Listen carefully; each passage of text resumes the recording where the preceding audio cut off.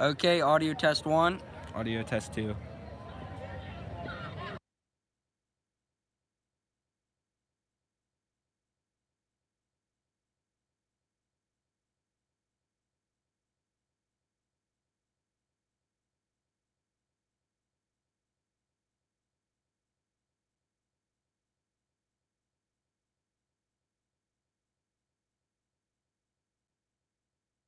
Audio test 1. Audio test 1. Audio test 2. Audio test 2.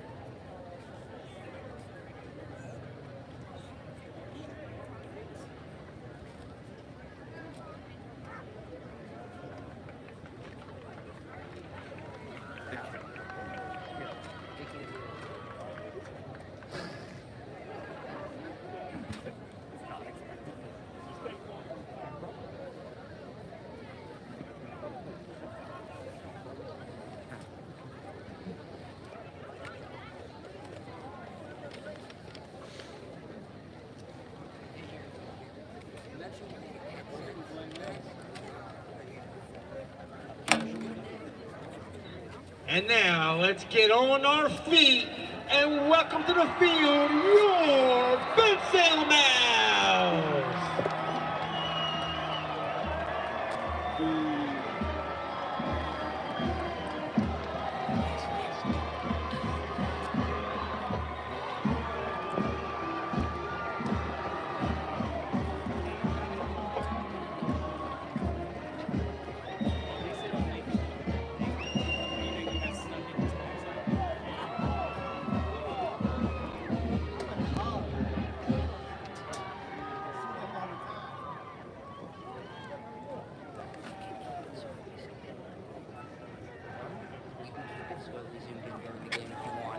It's an artistic decision.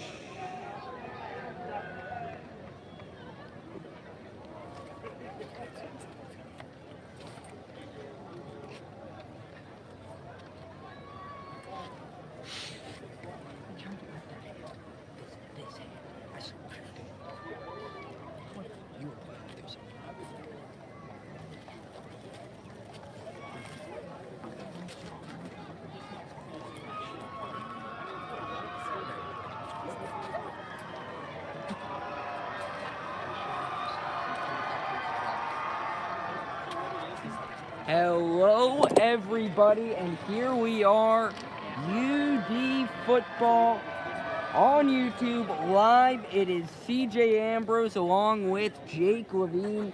The coin toss starting 14 captains all out here in Bensalem. It's a battle of the 2-0 versus 2-0. And you'll note that they're both 1-0 in conference play, so we should have a good game here today as we flip the coin and get ready for the national anthem.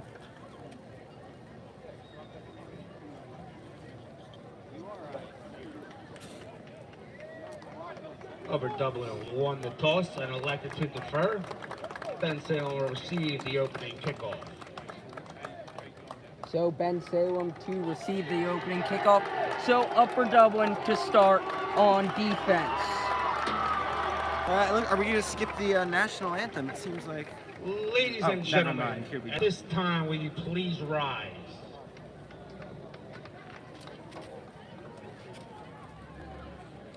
Tonight, we remember the events that took place 20 years ago tomorrow, and the sacrifices made by the brave men and women in New York, Pennsylvania, and Washington, D.C.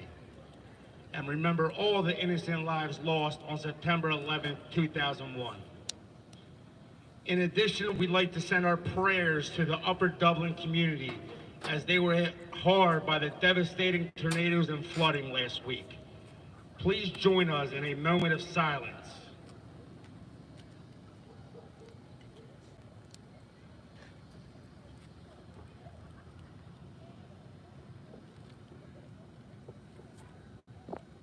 Now please remain standing for the national anthem.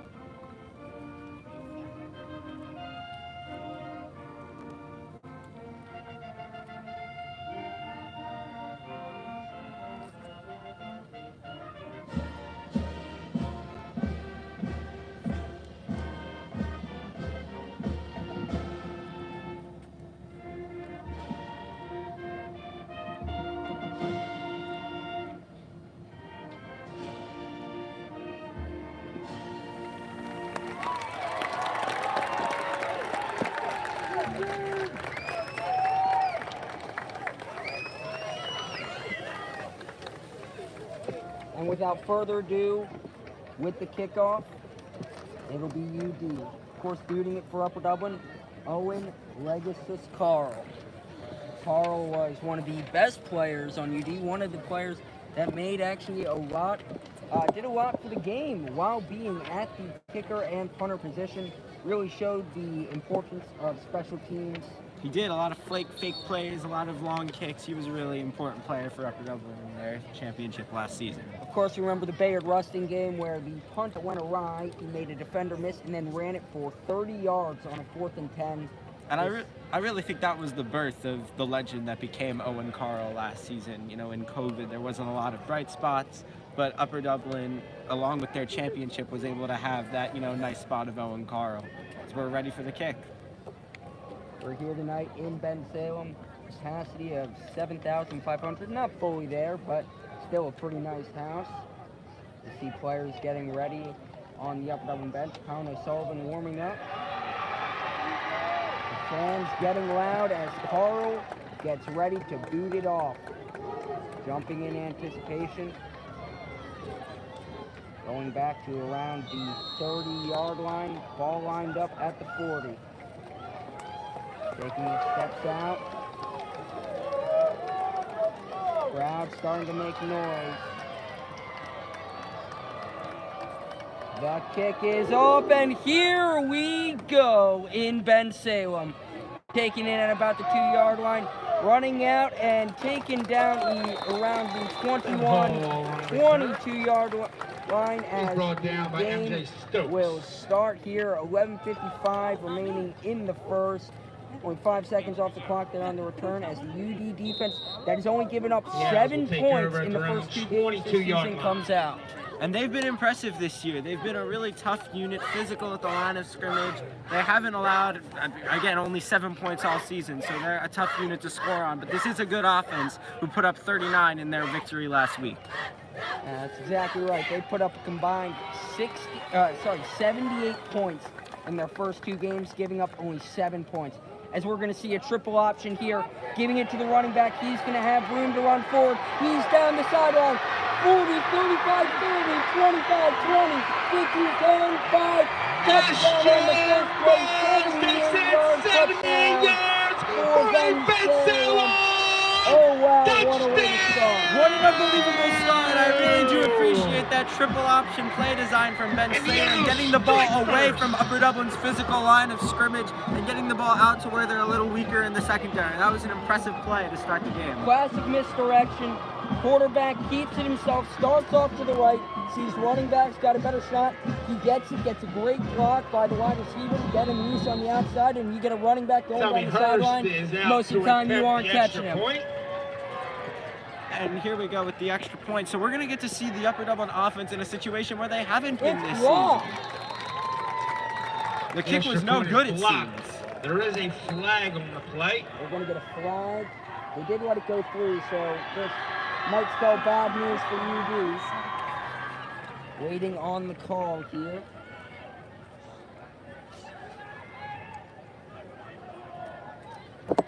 Refs are deliberating, of course. Not in the NFL, we're going to get the crazy Mike. No flag, they are picking it up. It's only week 3. Refs still warming up here too. Yeah, I mean, we all have to settle into the season a little bit. And, Upper Dublin, they've settled in nicely. Of course, we talked about their 2 big wins. Bensalem had a big win last week, although they were very close in their opener against Norristown. But these are 2 2-0 teams, and we start with a big touchdown. It's already 6-0. Again, we're going to see Upper Dublin in a situation where they haven't been this season. So we'll see how they can handle that. Yeah, that's right. They've not been down yet this season. This is their first time trailing. Let me tell you something, Jake. If they take too long to settle into this game, it could be over already. No, and again, Bensalem's a talented football team, and I'm never going to say anyone's out of a game when 20 seconds have gone by, but they're definitely a good team, and they've shown what they can do. That is exactly right. And it's now to kick off Bensalem. No, folks, this is not the start of the game. We've gone through 19 seconds of play, and we have a touchdown. Then it was blocked, so 6-0 Bensalem.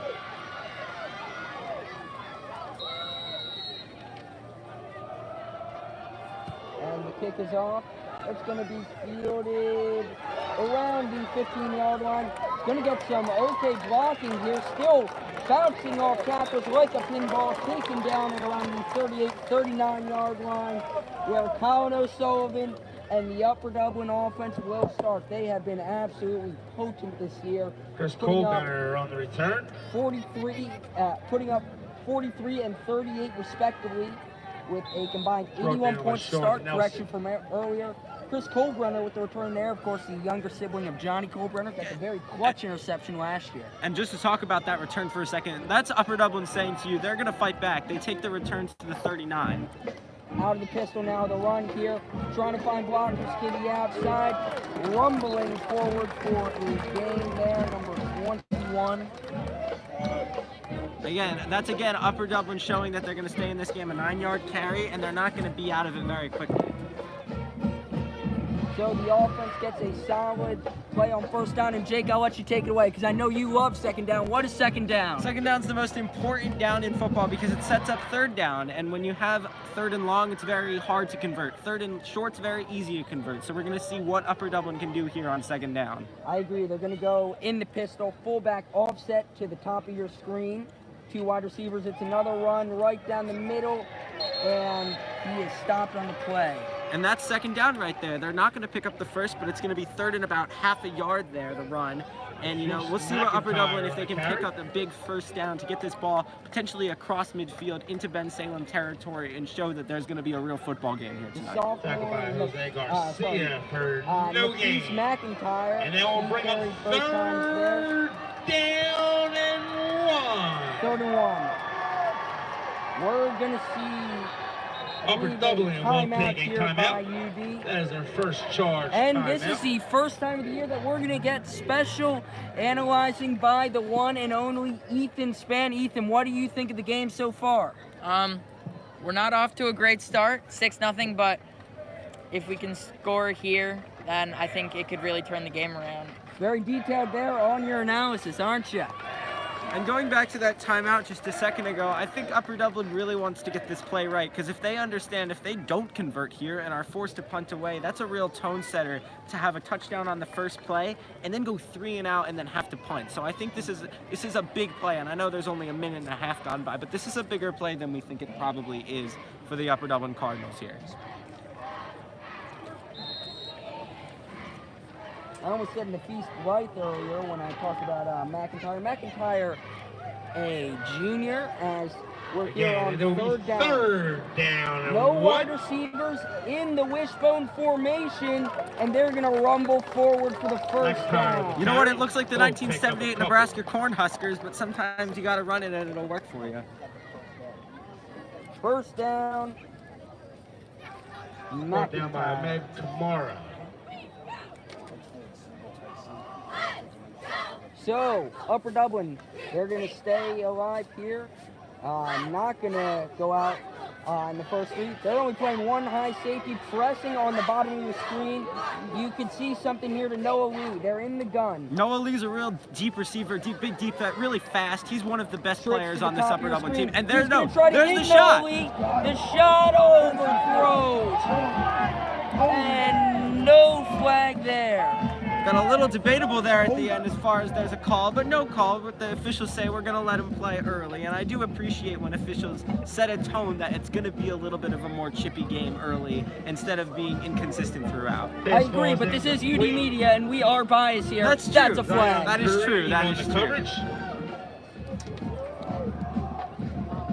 2nd and 10. So Upper Dublin faces 2nd and 10. Same formation. Tricks to the top of your screen. Running back. Top of your screen. It's going to be a carry to him, and he gets smothered at the line of scrimmage, barely picking up 1 yard.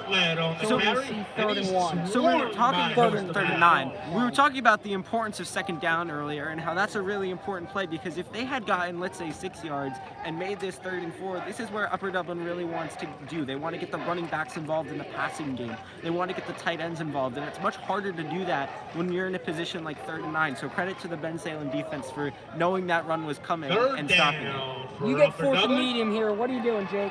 a 4th and medium, you're over the 50, so it's hard to say you're going to have to punt, but at this point you're losing already. It's got to be hard to try and compound that mistake. Trying to stay alive, O'Sullivan. Flag on the play. O'Sullivan will Let's keep see it what himself, it and is. he's Seems like knocked it's going to out be of bounds holding from the way he was able to escape the pocket and not get pressured for so by long. Jose But we'll see. Garcia. Yes, it was holding on Upper Dublin. More than likely just going to decline the flag and punt.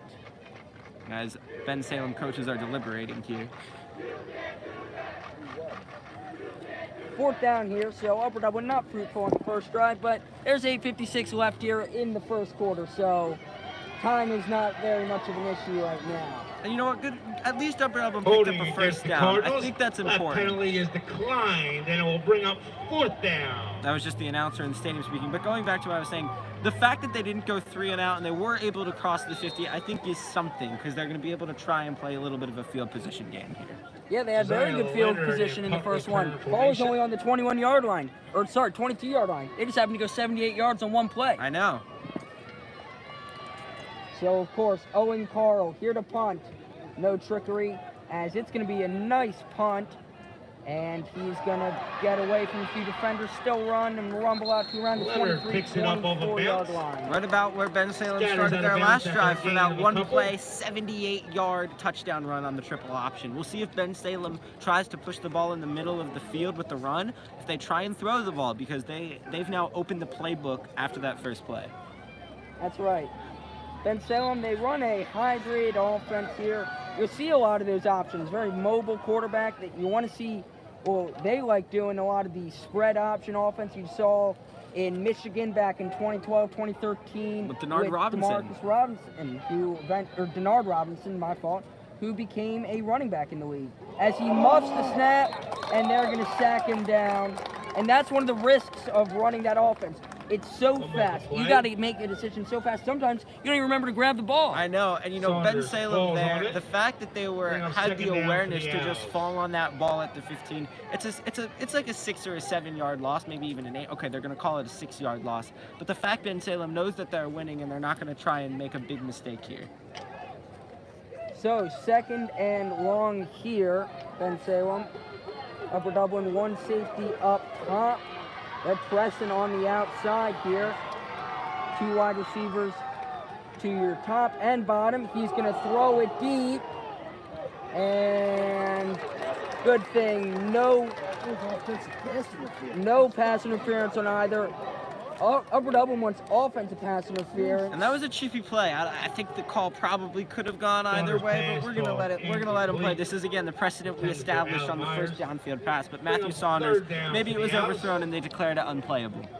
Maybe. I mean, hey, we came into this game knowing that that Bensalem's QB, he's a lot of a runner. He's not much of a thrower. He took his shot there, but an issue with not really having that much of a throwing offense is that when you get caught in these 3rd downs, in these 3rd and 16s, it's really tough.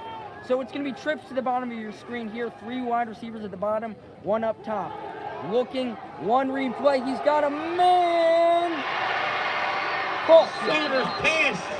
Dropped it.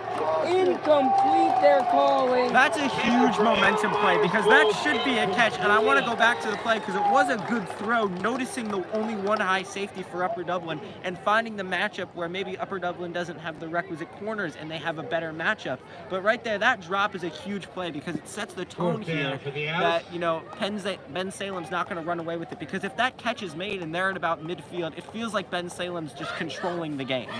It's also very dangerous so for Bensalem that they're giving it away very often, that when they're on offense, they're throwing, there's 1 read. Quarterback didn't take a second to look at anyone else. I understand that he was open. Right, I of totally course. understand that he was open. But both times, didn't look at any other options. That first read, if you can get him off that first read, somewhat like NFL defenses were doing with Jared Goff and Mitchell Trubisky, well, it's going to be a tough situation offensively for them. And yeah, this is going to be an interesting game. Upper Dublin has shown at least somewhat of an ability to move the football. So again, we talked about the field position game. They're punting from their 15. So Upper Dublin is going to maybe start on the Bensalem side of the football field. We'll see what they can do with that kind of field position. And we're here on natural grass playing surface, so you're not going to get the same bounce as you do on the AstroTurf. Of course, it's a very old school field with the horseshoe-like design around, and oh, it's a bad snap. That might be a safety. Upper Dublin cuts the lead to 4, something you don't hear much. Listen to the score line, 6-2 off a touchdown and a safety. So we've seen now that Bensalem has struggled on special teams. They've mixed the extra point, and now they had the bad snap with the punt that led to the safety. Upper Dublin at this point needs to score on this drive to show some offensive fortitude here to stay in this game. But Bensalem has shown that on special teams, their misuse may be a problem going forward. This is something that Upper Dublin can and should exploit. Don't forget, like in the pros, after a safety, the team that was on defense still gets the football. It's just in high school, you kick it off instead of punting it. Right, that is true. So Upper Dublin's still going to get the ball. So they are going to take it, I guess, on a kickoff here. I believe still from the 40, but we'll see how it goes. Now, Coach Jake Levine, what are you doing if you're on the Upper Dublin special teams? If you're Coach Wall, the special teams coordinator, are you going to be putting more pressure on this Bensalem special teams now that they've had a field goal blocked, an extra point blocked, and that they screwed up that snap right there? Absolutely. You have to get in the long snapper's head, which is hard to do when you're just at the line of scrimmage, but you have to show an extra package on certain punts. You have to bring more people at the line of scrimmage to show the long snapper that Upper Dublin's coming and maybe force another mistake. Totally. This kick, if they let it go, could go out of bounds. No, Colburn muffing it a bit, able to pick it up. He's still running around. He does not want to go down. Eventually gets brought down at the 44-yard line of Upper Dublin. Return. So UD going to get their second chance on offense. First time they got it on third down, then they went out 3 plays later. They took one deep shot to no lead. We only saw one deep safety every single time for this Bensalem defense. There's an opportunity here for UD. And it seems like this is what Bensalem's running is, and we already see there's one high safety again here and press coverage on the downside of your screen and on the upside of your screen. Again, Upper Dublin's in the pistol, which was really their main formation last year. So we'll see what they can figure out here. Well, it's a run that gets stopped at the line. They're running that pistol strong formation, and when you do that, you got a fullback on the side, the tight end. So what you could do, you could run some wham blocks, maybe try to get inside. But what I'm doing is I'm maybe sucking the defense in, sucking the defense in. Then you can take a deep shot, or you can try to run a stretch carry or a pitch to the outside, and that could break McIntyre open. But when you have that kind of strong formation with the fullback and the tight end, you want to get the ball to the outside of the field so that you can try and maybe have receivers on the other side to push some of the defense away. They're going to go in a gun spread here. 2 wide receivers to each side. Pass rush coming. Running. He's got a man open, and it's caught. It is caught down the field. Great play improvising there by Colin O'Sullivan. So 2 things I want to talk about here. First is the amazing ability by Colin O'Sullivan to see the pressure, sense the pressure, not look, and realize he has to get outside of the pocket and make that play. And then him directing traffic downfield, and this is where the Bensalem aggressive style defense man coverage comes back to hurt them, because once you start having a play extending past 5 seconds, it's very hard to stay with a talented receiver that long. The man who caught it, Corey Stover, son of Coach Stover, of course, and what happened there? There's a fumble on the play. There's a fumble, and oh my, it goes right back to Bensalem. Wow, so after a huge momentum play, which was, it looks like Upper Dublin was struggling offensively, Bensalem's going to take on the recovery.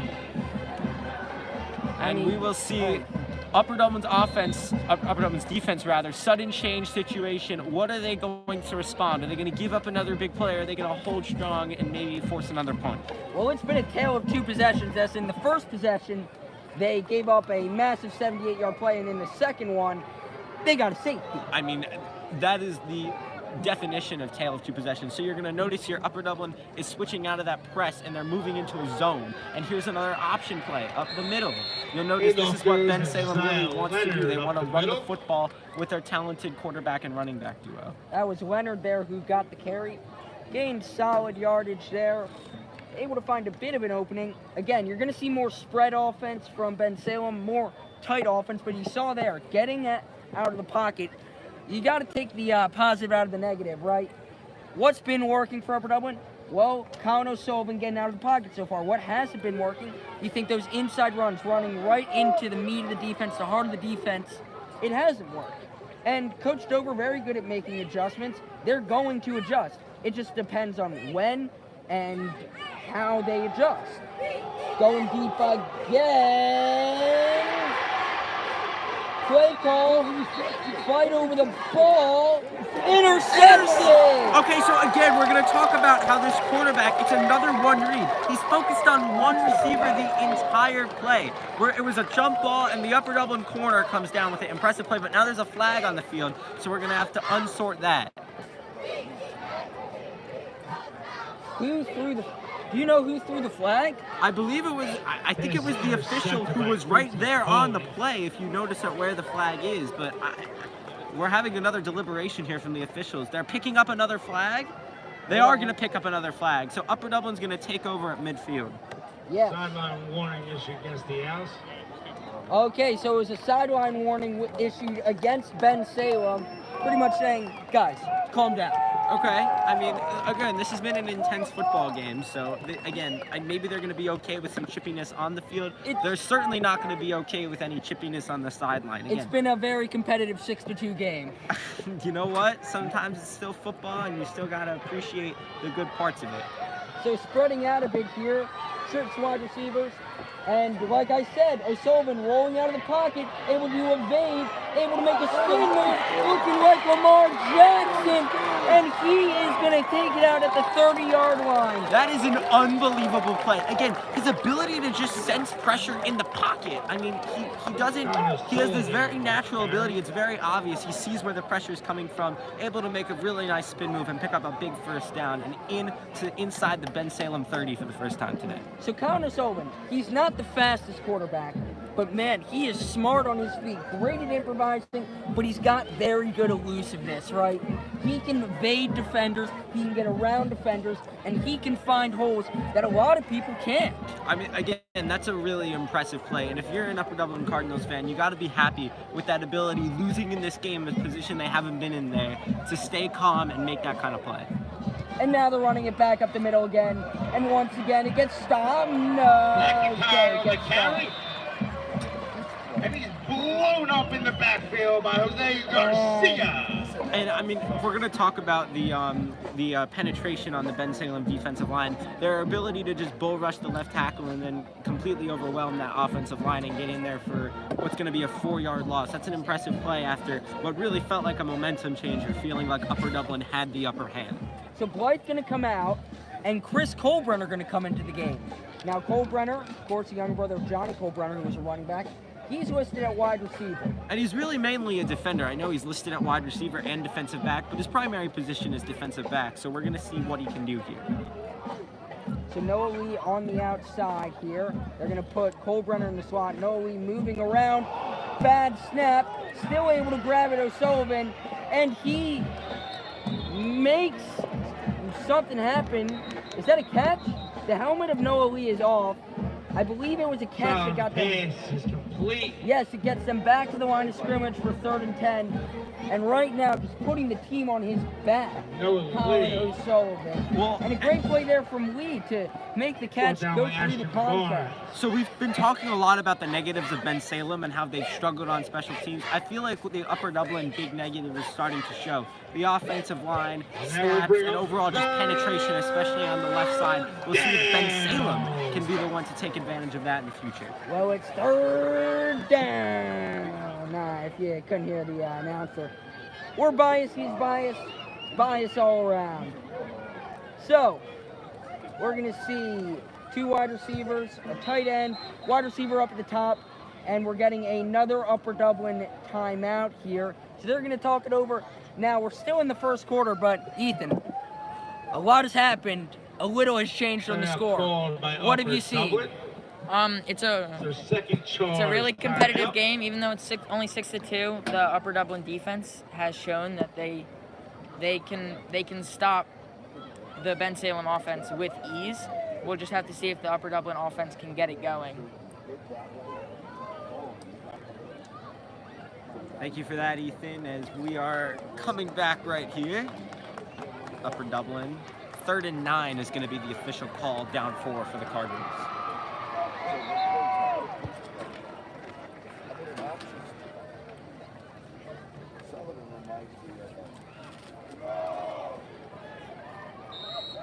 And again, that'll be 3rd down and 9 for Upper Dublin. Let's make some noise, House fans. 3rd and 9 here. And I was talking to a fan, and he talked about how Sullivan's almost got a Steve Young type presence about him, where he's able to move around, able to get open and just find guys. As there he almost finds a defender, almost picking it off. So it's going to be 4th down.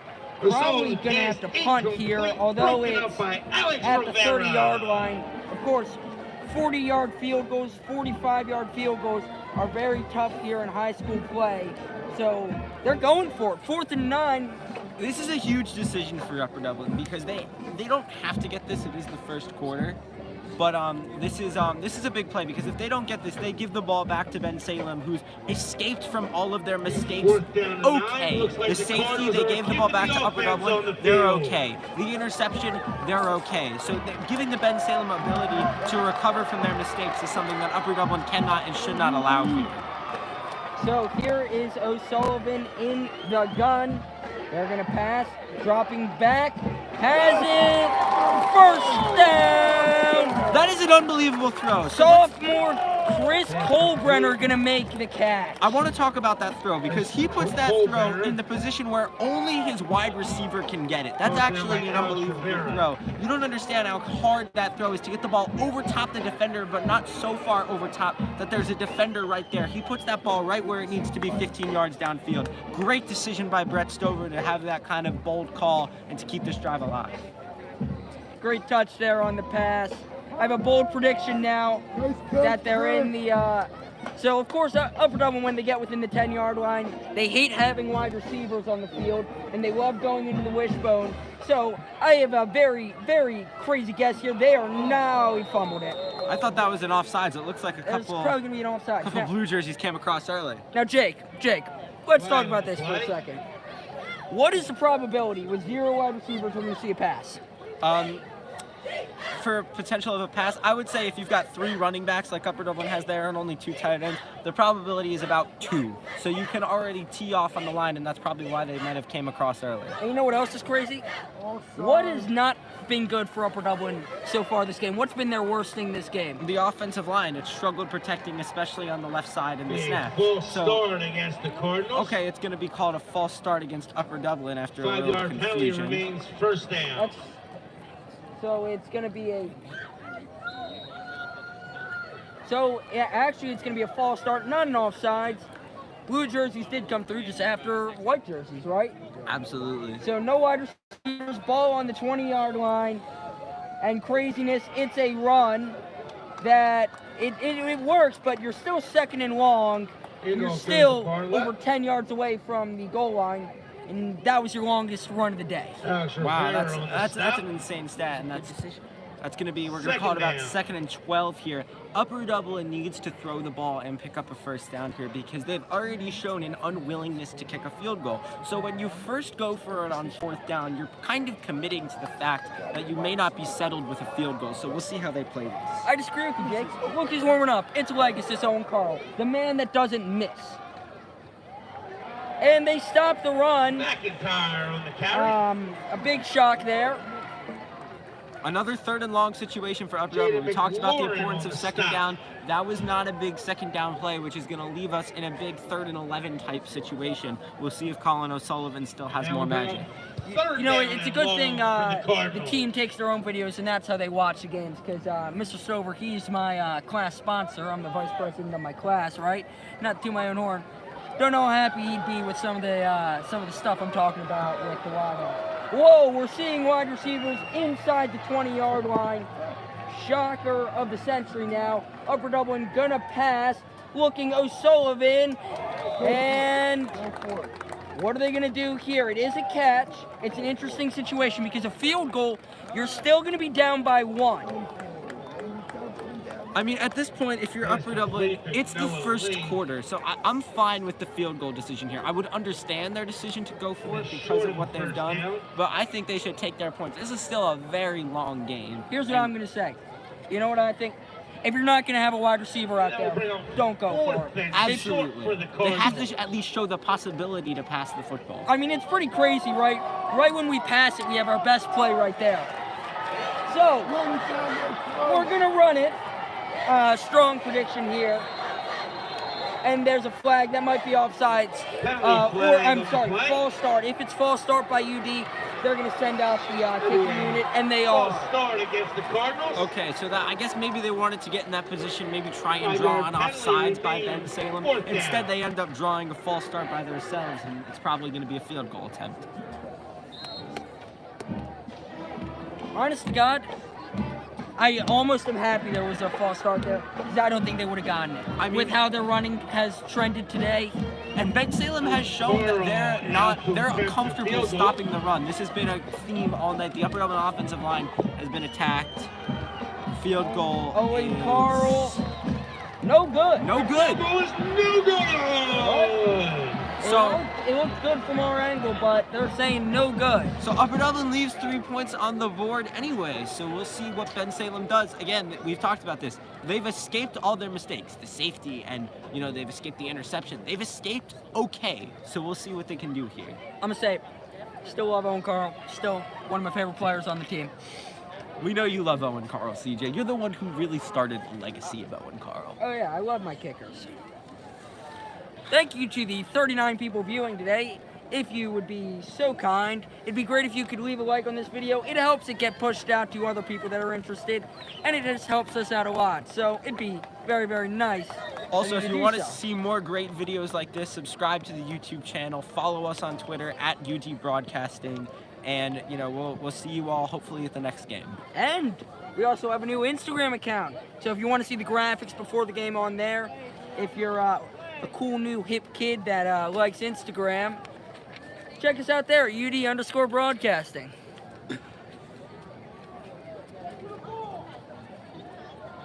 Well, anywho, we're on defense. That was probably one of the most cringy calls of my career. We're going to pretend it never happened and just continue on with this one. Defense out here, it's going to be a run, showing option, escaping through the first line of defenders and picking up good yardage there as we draw under a minute left here in the first quarter. Bensalem goes back to that, offensive power running situation that got them their first touchdown, and this has been their identity all season.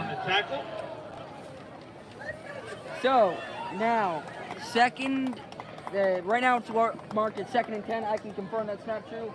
As a very nice person that may or may not be related to me just brought me up pizza. That was very cool. May or may not be related to you, huh? So we don't know if they're related to you. Maybe they'll be related to you in the future. Could be my dad. Maybe, maybe not. But that doesn't matter because we're here watching football right now as it's a run, trying to get to the outside.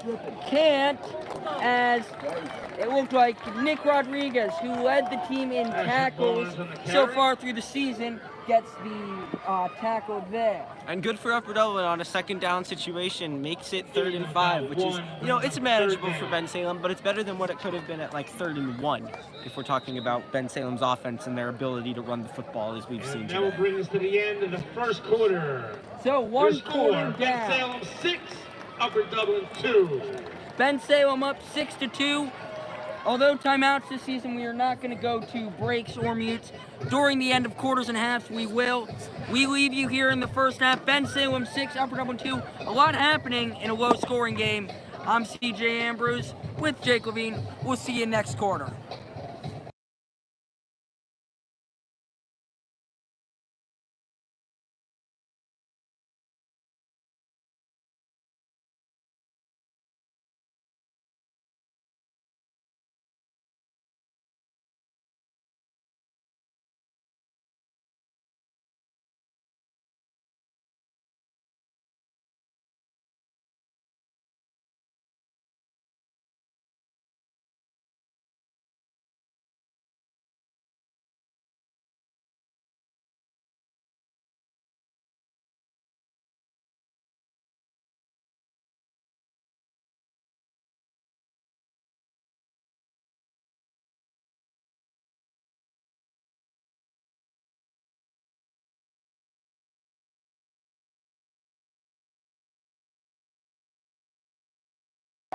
We're back here in the second quarter. Bensalem starting on their own 25 here, 3rd down and 4, CJ. 3rd and 4, it's a run, and he's going to get it. He stays up. Oh, no. Okay, they get him down at the 38-yard line. As that was a nice carry there by Barnes, Ashton Barnes. And that's good enough for a Bensalem first down. Again, Bensalem showing the ability to run the football. They've done it all day. They've shown a commitment to the running game, and it seems like Bensalem wants to take that all the way for a victory here tonight. So is Upper Dublin. It just hasn't worked out for them. I mean, they've shown a commitment to the run game. I'll give them that, but they've seemed more dynamic throwing the football. You know what the definition of insanity is? Doing the same thing over and over, expecting a different result. But Bensalem is doing the same thing over and over, and they're not getting a different result. Another 8-yard carry. Yeah, the difference here is that they're getting a good result. So, Brought down by Tristan Cairns. Brought down by Tristan Carnes. It is 2nd and 3 here. 2nd and manageable. Of course, 2nd down, very important. As you can, especially 2nd and short here, because if you want to go for the big play, now's the time to do it, right? On 2nd and short, because you still got 3rd down and very manageable. Absolutely. They should take a shot here, especially with that press coverage on the high side of your screen. Almost fumbles it, able to gather himself the running back and get a first down. Keeps on trucking forward. That was a strong hit right there that the Upper Dublin defense just laid on Lennon. But Bensalem is now across the 50-yard line. For the first time all day, they have not ran a play from Upper Dublin territory, believe it or not, because the one time they scored, it was a one-play 78-yard drive. So they are now in Upper Dublin territory with their first true sustained drive of the game. Yeah, that's right. They really haven't had a drive at all today, so we really don't know what their offense is like on the drive, and it looks like they'll just punch you right down the throat. Just keep them hand it off, maybe an option here or there. Being patient like Le'Veon Bell, trying to find some. I believe that there was a holding call right there. You would assume it's a holding call. When that flag comes in from the umpire on the right side of your screen, and it's coming in from the umpire on a run play, it's usually going to be a holding call.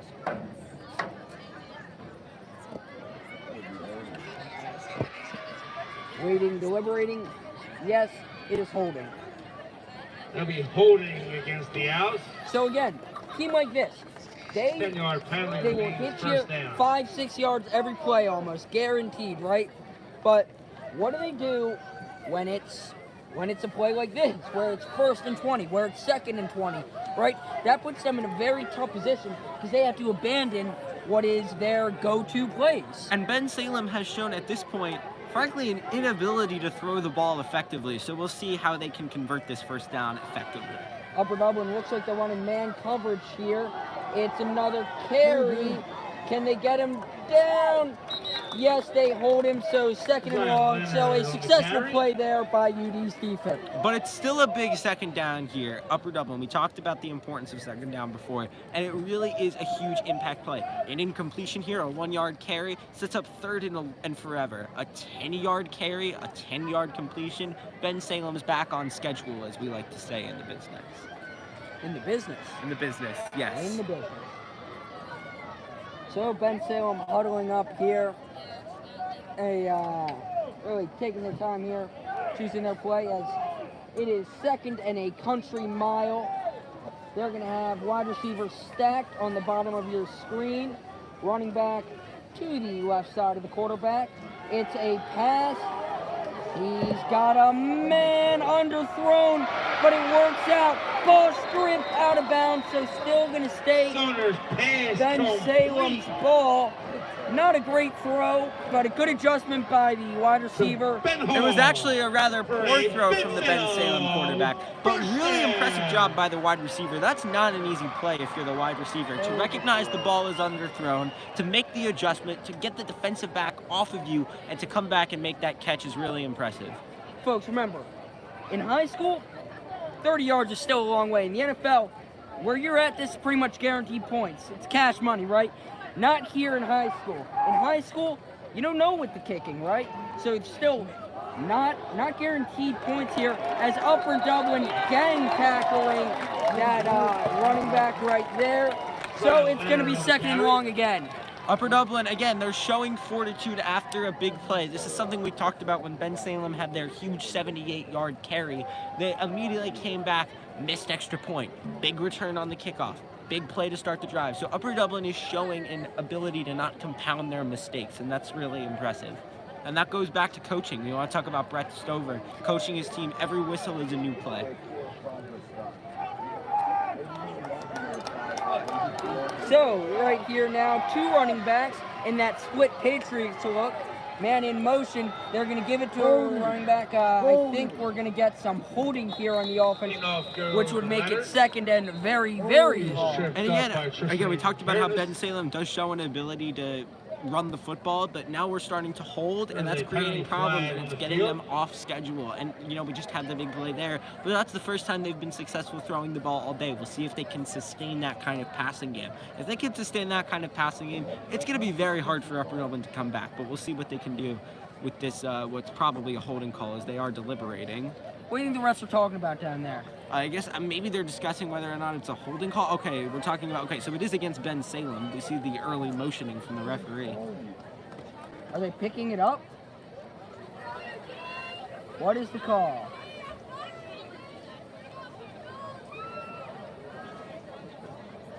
False start on the offense. They hold every play. So it's going to be a false start here. I believe that's what they called. Definitely at the false start motion. Yeah, okay, we're still having some deliberations here. The referees are still sorting this out. They're asking if they want to accept or decline. And it's an interesting decision. If I'm UD, I'm accepting because you think you're pushing them further and further back, and with their style of offense, right? And they do end up accepting it. You think with the style of offense that's run by Bensalem, you're going to give up a down, but it's just further and further and further, which makes it harder and harder and harder for them to run their base offense. And we want to talk about field goal range too. Maybe the idea of taking that penalty is push them a little further away from field goal range here. Split backfield. It's going to be a triple option. No call. And it is going to be a tackle, but definitely a good game there. Sorry, I'm trying to see if a flag is there because definitely what could be some very questionable missed calls. But hey, Jake said it earlier. They are letting them fight rough and rowdy here tonight. They are, and the officials have shown that they're not going to be so letter of the law, but I do appreciate Bensalem going back to the play that scored them the touchdown on the first drive, the triple option, where they actually go to the third option and get the ball to the outside. We'll see what they can do here. 3rd and 16. Again, there's a long way to go. We'll see if this quarterback can rise to the occasion. If it ain't broke, why fix it? So, quarterback looking, firing. He gets smashed by Nick Rodriguez after the throw. Pass complete. Pass to Alan is Myers. complete to Myers. Let's see what happens here. What is the call? It says 4th down. Is it 4th or 3rd down? Because it wasn't a false start on. Well, that was indeed a 3rd down. As far as Alan Myers is concerned, though, getting in there in the middle of the field, knowing he's going to get hit, good for him catching that football. They're going to mark it at 4th and 7. 4th and 7 here for the Bensalem offense. We'll see what they can do here. 4th and 7 here now. We're getting another false start, I believe, by, yes, Bensalem. False start by Bensalem again. This is a interesting call here. Do you think Bensalem's going to pick up 7 yards on 4th down, or do you put him on 3rd and 17? Well, I mean, it's going to be 3rd and 21. 3rd and 21. You see, I'm a believer in if you're in a position where it's 4th down, unless it's 4th and 2, you got to make them in a 4th down situation. But a 3rd and 21, I don't know. I feel like that could be a turn of maybe even 15 full yards here for Upper Dublin. This is an interesting decision here. Definitely an interesting decision. They are going to accept the penalty and mark them backwards. So we'll see once they change it on the scoreboard again. It goes back down to 3rd down. And you're also thinking, if you can make them punt, you know what happened in their one punt during the game? it was a bad snap and it turned into a safety. Now at this point on the field, it's certainly not going to be a safety, but it is a problem. And Bensalem on special teams, that has been the weakest part of their game. Their offense has been very impressive in the running game. Their defense has been spotty at times, but have held strong. 0 points allowed. The problem is that it is a 3-phase game. The only phase Upper Dublin is winning right now is special teams. So we'll see how this game progresses. Bensalem, okay, so we're still having confusion with the referees. Bensalem running, of course they're running the spread option offense, but in a almost Jason Garrett, Dallas Cowboys style, where they are just eating clock, and blink and you miss it. 7 minutes have gone off the clock in this possession, and they're not even past the 35-yard line. Remember, this possession started back in the first quarter. This is something, again, we talked about Jason Garrett with Ezekiel Elliott. Maybe he'll try and do that with Saquon Barkley in New York, but he is known for this power run, and it looks like this is what Bensalem's been doing. Anyway, here, it's 4th and 7. Well, it's further than... No, it's 4th and 7. That's what it says on the scoreboard that we've been going off of. It's definitely not 4th and 7, as they are behind the markers. Oh my goodness. This is confusing. Now they're going to call it 4th and 15. There's confusion all over the refs.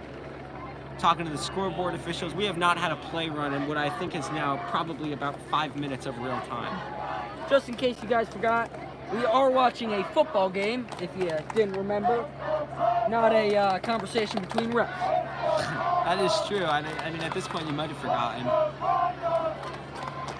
So the refs going back into their, what feels like every play huddle. Okay, now they're saying push them back. Further and further and further back. What's happening? See, another ref joins them, and 2 more. So we got every ref in there now. So I think this is the confusion. On the 3rd and 16, where there was the false start against Bensalem, that was a completed 9-yard pass over the middle to Allen. What I want to say here is that after the false start, Upper Dublin accepts and they should move the ball 5 yards back, but still keep it at 3rd down. So in my eyes, this should be a 3rd and 21 for Bensalem or a 4th and 7 for Bensalem had Upper Dublin declined the penalty. Although at this point, it seems they've accepted it. There is no That is exactly right. If you leave the stadium, you will not be allowed to re-enter. Yeah, just refs now talking to Upper Dublin head coach Stover. And, geez, when nothing happens for what's now closer to 7 minutes, it's kind of running dry on ideas to talk about. So we go to our lead analyst, Ethan Spann, to give us some insight. What do you think of what's going on in this possession, especially with all the umpire confusion, the referee confusion, the official confusion? What do you think about it all? Well, it's definitely good for Bensalem. They do have the lead, so they want to try to run as much clock out. It's unfortunate for Upper Dublin. They can't do anything about it, but yeah. The clock has been stopped for this little period here, but Upper Dublin certainly has lost all the momentum that we're talking about. It will bring up 4th down for the Owls. Oh, so after all that, we're going to have the penalty decline. Well, you can't make an excuse that you're tired on defense or offense anymore. No, they should be well rested for this 4th and 6, 4th and 7. So after all that confusion, the completion to Allen is good. 4th and 7, Bensalem. Looking, running, he's got it. Dropped. It is dropped. Incomplete. Wide open.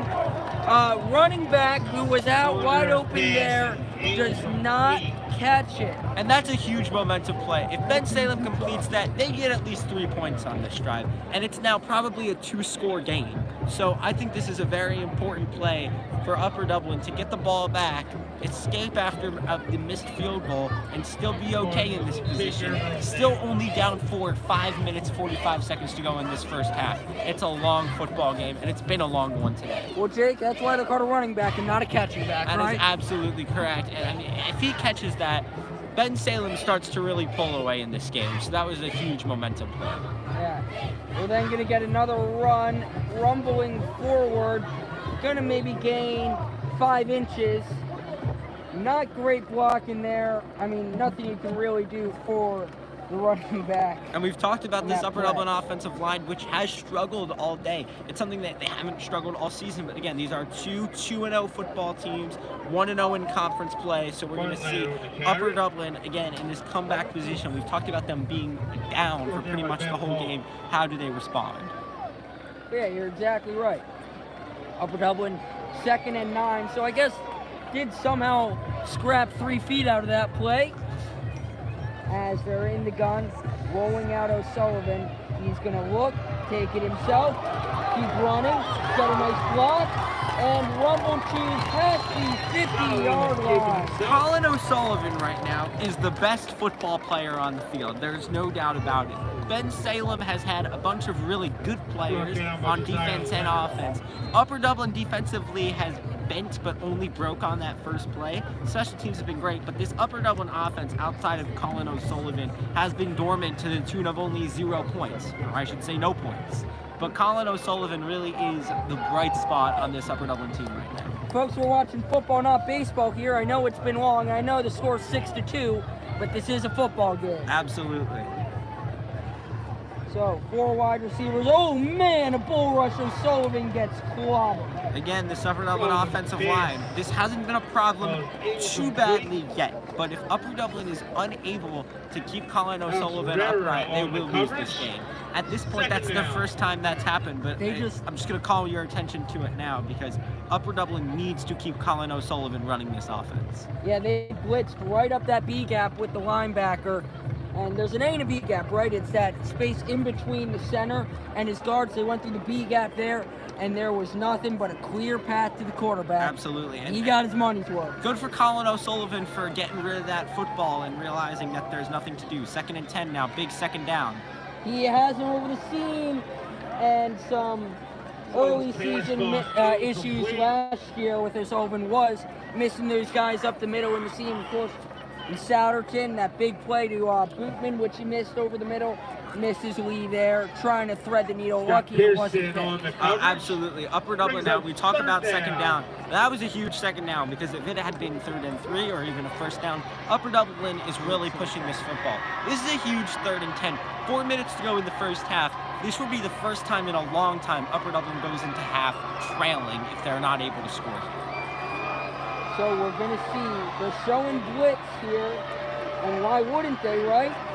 It's going to be a screen to the wide receiver, and they're going to set up 4th down with that play. They weren't trying to really pick up the first, so they're trying to get the 4th and manageable, which is understandable. Again, we're going to see what they decide to do here. It looks like the offense is going to stay on the field. It's too long for a field goal, but it's too short and frankly depressing to punt. So again, this is that in-between zone. Upper Dublin, I would call it about a 4th and 6. What can they dial up here to get a big 1st down and keep this game competitive, keep this game from getting bad? 4th down for the Cardinals as they lead the offense on the field.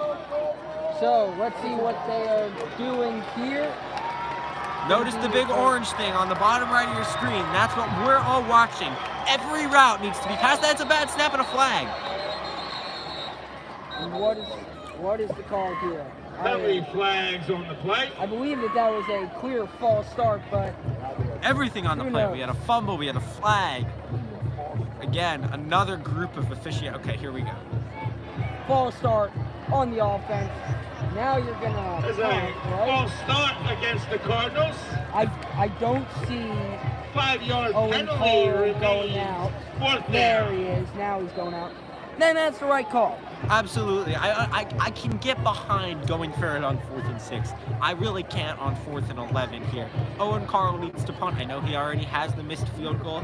Let's see. Let's get him some confidence back here with a successful punt and maybe pin Bensalem pretty deep because we've shown Bensalem is not immune to the safety. Owen Carl with the punt.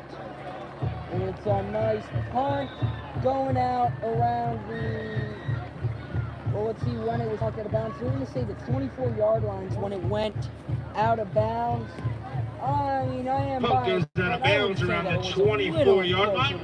Well, again, the letter of the law is when the ball goes out across the sideline, extended up to the sky. So if that's where they declared that the ball was crossed that imaginary plane up to the sky, that's where the ball should be placed. it'll be interesting just seeing like little wall just. That would around the be field. helpful. Yeah, would be. So, common sight here in the second quarter, Upper Dublin on defense. Spread offense, as we would assume. Quarterback going to hand it on the counter to his running back. And solid defense there, keeping them contained. As Ashton Barnes, the one who dropped it on 4th down last time. He had Rodriguez on the And good for tackle. Upper Dublin staying in there on defense. They're not going to let Bensalem just run all over them. And they've shown that, at least on this first play, to bring it to 2nd and 6. Again, they've been averaging probably around 8 yards a carry, probably more, given that 78-yard touchdown to start the game. So a 4-yard carry is a bit of a moral victory for Upper Dublin. Although there is an undefended receiver at the bottom of your screen there in blue. That shows they're probably running zone, or they're going to pick him up. He's throwing it deep. It's a duck. No flag. Was that to number 10 or was that to the far receiver, CJ? What do you think? I'm not sure who that was to. I believe it was to number 10. It was wildly overthrown then, if that's who it was to. Okay, 3rd and 6 after that play. I mean, we've seen so far that for the quarterback here, Matthew Saunders, he's definitely much more reliable with his legs than he is his arm. Absolutely, and Bensalem has shown that time and time again today. So, 3rd and 6 on their own side of the field, so you got to stop here. You're going to get the ball back with around 2 minutes and 20 seconds left. 2:25 left right now. Man in motion, watch the option. They're going to go with an option. No, it's a pass. And it is a 1st down. Saunders. And that's a really big play for Bensalem, rushing him out and making a throw. That's a big throw in this position. Good enough for to not allow Bensalem. that kind of thing to happen where they have to punt again and give the ball back to Colin O'Sullivan in his dangerous state as we've seen him all day. 2:17 left in the half. Well, we've seen the arm of the quarterback and the accuracy deep. So, what do you do to combat that? You give him a nice, easy, short throw. Give him a wide open guy because he got motion, right, which will work usually with a man or a zone on him. He's open. He's still got the speed option to the running back on that side. So, good, smart play there by the Bensalem Owls and their coaching staff. I completely agree. To get their quarterback a big completion, get him some confidence. And again, they are up for it. There's no rush.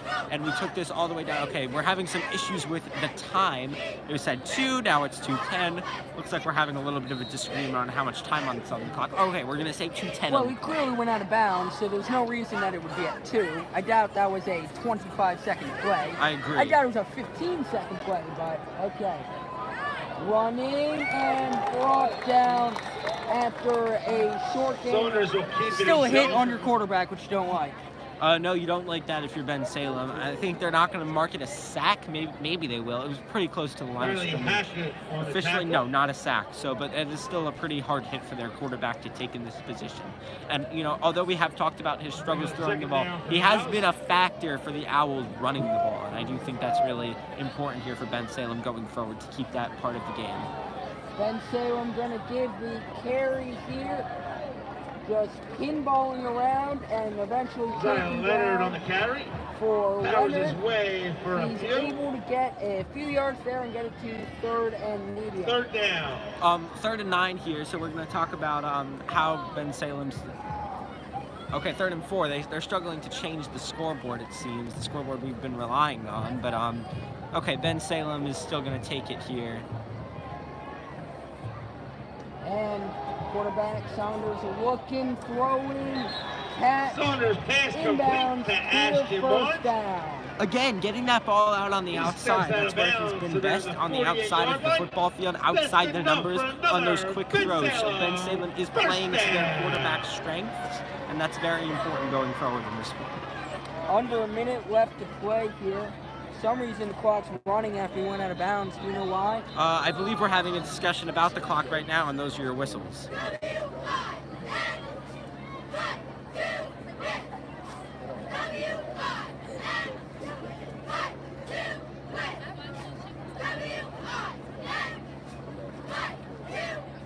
So 50 seconds on the clock now. You know he went out at around 58. No, there's 58. So now it's back. 58 seconds here left in the first half. 2 seconds under a minute.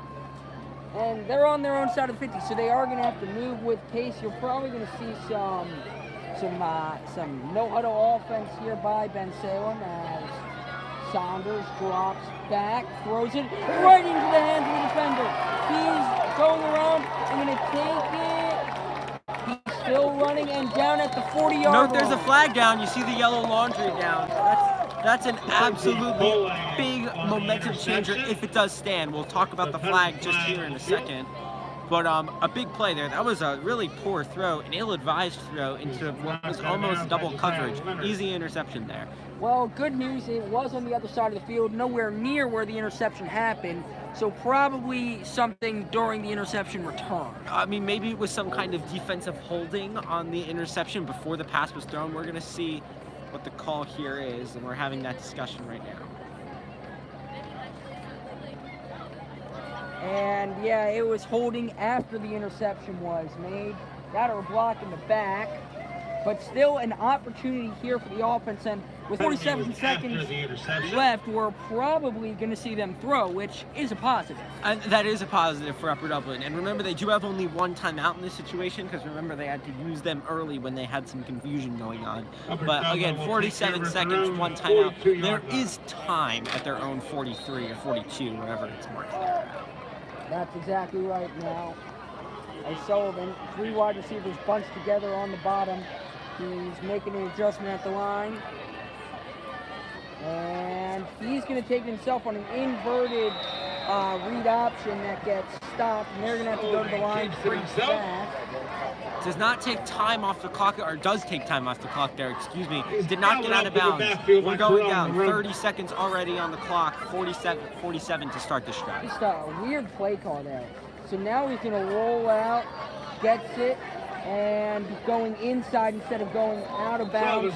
Probably going to call a timeout here, or just let it go down to half. Timeout taken, Upper Dublin. So it seems like what should have happened there is the play was supposed to have the receiver get to the outside and get out of bounds. Instead, he tries to cut it up inside and makes Upper Dublin use their only timeout. At this point, Upper Dublin is working exclusively with the sideline. Upper Dublin calls timeout as their third and So this is their third and final timeout of the quarter here, and it's timeout time, so you know whose time it is.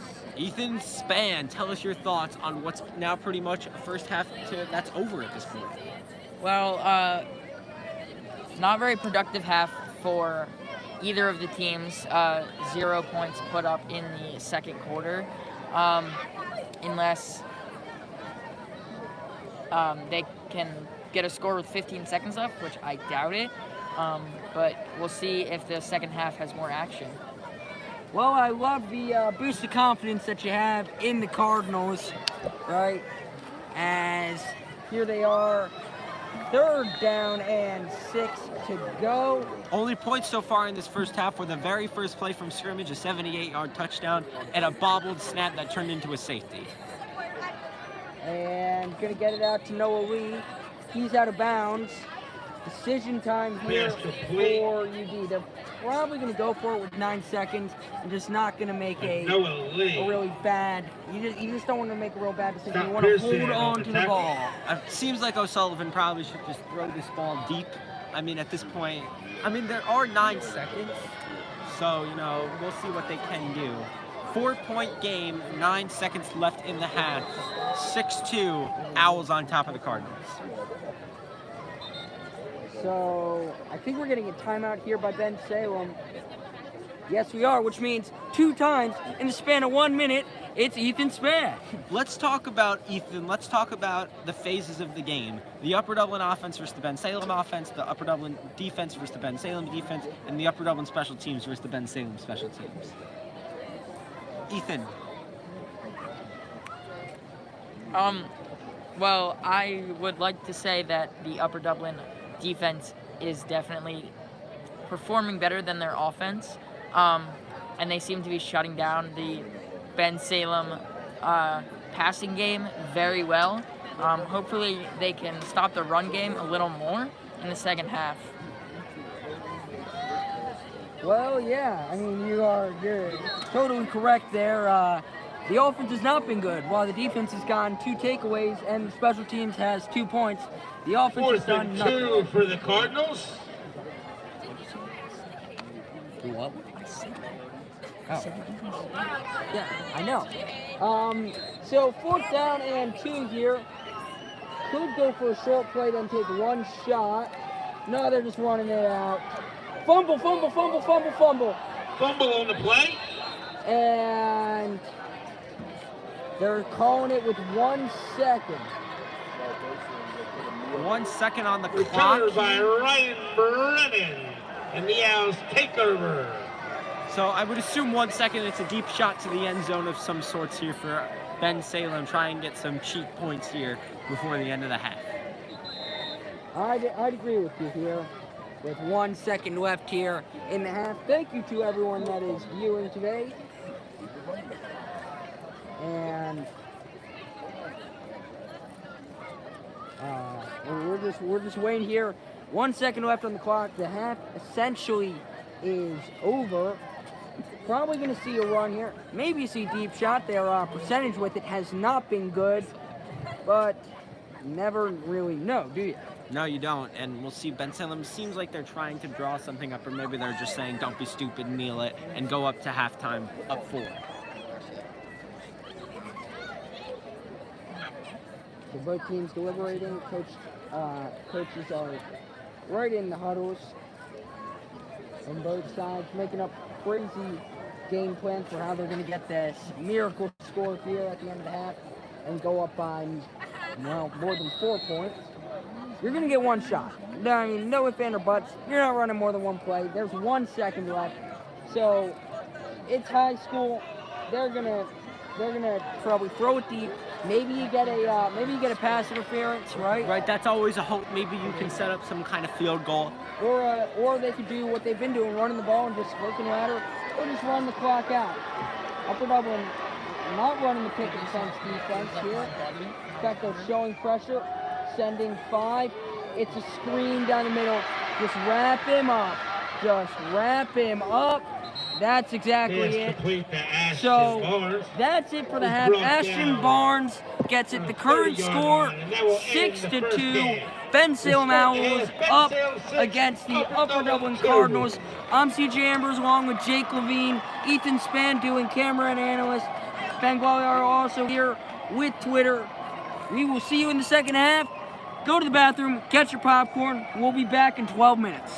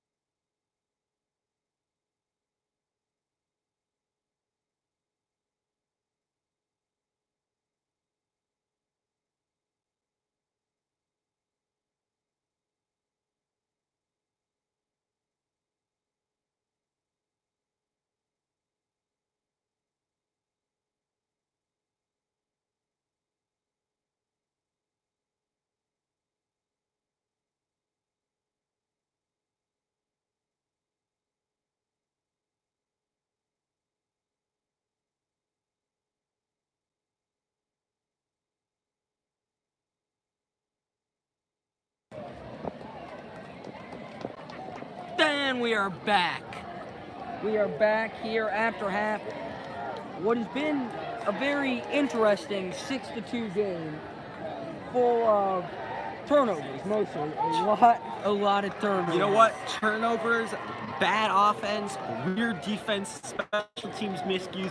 We've seen it all. Missed field goals, missed extra points. We've really seen it all here. 6-2, Bensalem on top after the very first play from scrimmage, a touchdown. What do I want to see from Bensalem in this game? I want to see Bensalem keep running the, well, of course, but I want to see Bensalem keep running the football. If you want them to win, they should keep running the football. They should keep the ball at least on the short throws outside the numbers where their quarterback is the best. Upper Dublin offensively, what do I want to see them do? The run game is not working. I appreciate the commitment, but now you're losing, and now it's the second half. I want to see Colin O'Sullivan be the best player on the floor, and I also want to see them, at the very least, try and capitalize on Bensalem's special teams miscues. We're going to kick off. Upper Dublin's going to start with the ball. Of course, Bensalem started the game with that 78-yard touchdown, and we're going to see what Colin O'Sullivan and this offense can do coming out of the half. Since that 78-yard touchdown, there's been no sustained offense. No points on the board offensively. Yes, I mean, no points offensively. The other was 2 points by the special teams after a muff snap from the long snapper, which you saw them during halftime. They were working on that stuff. And Upper Dublin reel with, they're right in striking distance. A golden goose of an opportunity here to really come and make a statement here in the second half. They've had a whole halftime, almost 12-15 minutes, right, to prepare for this first drive, to script out this first drive, what they want to do, what they don't want to do. So, and it's the same thing with Bensalem. So both teams have a great opportunity here. Bensalem has to lead. All they need to do is hold it. It's an onside kick, maybe a squib kick. Maybe it was missed. I don't know. There's players all over this football right now. And we're getting a bit of a scuffle here. UD did end up catching the football. Ball was kicked very hard at him. He ended up catching it. And then they tried to grab it from him. There's a flag on the field. Well, this second half starts out with a bang. It starts out much the way the first half went. A flag on the field and a ridiculous special teams miscue as the officials will sort this one out. So, still waiting for the call. It's definitely, it's on Bensalem. I mean, yeah, just unnecessary roughness there by them. So Upper Dublin going to start past the 50-yard line. Just great field position. I mean, I understand the call by Bensalem, but I don't understand it when you're up. You know what I mean? I agree. If they were losing, I would kind of understand it. But you're giving Upper Dublin the ball on the Bensalem side of the 50. This is the golden opportunity. It's a 4-point game. I know they haven't scored on offense, but the fact of the matter is it's a 4-point game. This is well in striking distance for the Cardinals. And we're coming out in wishbone formation. No wide receivers on the field. It's a run, and it breaks. By far the best run of the day for McIntyre. Well, a broken clock is correct twice a day. That is absolutely true. And I guess you have to commend Upper Dublin's commitment to the running game. Too often in football these days, teams don't commit to the run, and I do appreciate the commitment, but they are losing. Like, I think the best player on this field is Colin O'Sullivan, and they need to let him be the best player on that field, and I don't think handing it off shows that. Another run here, and it's a gain there, 3 yards in a cloud of dust, and yes, you can say that because we are on an all-grass field, which is a bit of a rarity nowadays, which it's nice to see that, right? It is nice to see that, and if you notice, you can see the old kind of structure. It's a full cement stadium as far as cement concrete, as far as the bleachers and seating. It's bench seating, metal bleacher seating, and you can see the kind of bowl field around the stadium, so it certainly is an old school stadium. That's exactly right. Built into the land. Still in the wishbone. It's actually a pass with no wide receivers. And oh my God, he's going to score. They have done it. They have passed without a wide receiver on the field, and they have scored a touchdown here in the second half. Upper Dublin takes the lead 8-6. Extra point pending. We'll see what will happen. A great play there. And hey, in some ways, that was very smart. They drew the defense in, drew them in. You see no wide receivers. There is no possible way they're going to run. And what do they do? Or pass, I mean. You know what they do? They run it a few times, play action, find some man in the flats, nothing but green, great blocking, touchdown, Upper Dublin. And I really want to talk about Bensalem with another special teams miscue. The botched onside kick leads to Upper Dublin getting great field position. They get the momentum and they're able to drive the football, and then it ends them in the end zone, and they have their first lead of the ball game, which means we're going to have to see Bensalem down for the first time. This is really the first time all year they've been seriously down. Meanwhile, the cheerleaders on Upper Dublin side throwing objects at the fans. There's now a penalty. I don't know the legality of that. There's a penalty. We're discussing a penalty. Oh, and there's a football game as well. I mean, it's just utter mayhem here. Upper Dublin fan base very excited, and they're going to quickly make a change. They're going for 2 here. I don't agree with this because this is after the penalty. After the penalty, they're a little closer to the end zone as far as their 2 points. You need 1 yard. You need 1 yard to get into the end zone, but you think you get the extra point, it's a 3-point game, so they only tie. You don't get it, they take the lead with a field goal here. I guess what they're trying to have here is a field goal, not beat them going forward. And he is in! They get it. Upper Dublin up 10-6. What a way to start the second half. Again, like Jake said, what was the reason we started with that great field position? It was the special teams miscue by Bensalem. I've been saying it all night, and here it comes to fruition. And then Upper Dublin capitalizes with a touchdown, and then compounds their capitalization with a 2-point conversion. A field goal does not beat the Upper Dublin Cardinals going forward. Sensational alliteration there by Jake. Capitalizing. Very well. I like that a lot. And now Upper Dublin going to kick off, and there is a electricity on this side of Upper Dublin's bleachers that we have not felt so far. It's absolutely true. This has been a rather questionable crowd. They've been yelling at the officials. It's been a little bit questionable. But after that play, they're excited, and they really feel confident about their Cardinals after showing what they're capable of. Coach Stover talking to the officials right now as we line up at the 40-yard line for the kickoff here by Carl. Owen Carl, ready to kick off. He went on there thinking he was kicking an extra point. Then he had to sprint off the field. Offense gets on, and they run and tumble it in to the end zone. And you have to wonder, do you think that they went for that 2-point conversion maybe as a function of Owen Carl missing an extra point earlier? Just something to consider. Maybe, yeah. Or not, it was a field goal, excuse me. Field goal. But hey, I mean, I'll take it. I wouldn't have done it, but hey, maybe that's why I'm up here in the announcer's booth and not down there on the field, right? Good call by Brett Stover. And the ball is off. A line drive kick down to the 2-yard line. Taking it out, number 13, looking for space, and down at around the 32 with a flag on the field. Little late there, ref. Oh, shit, dude.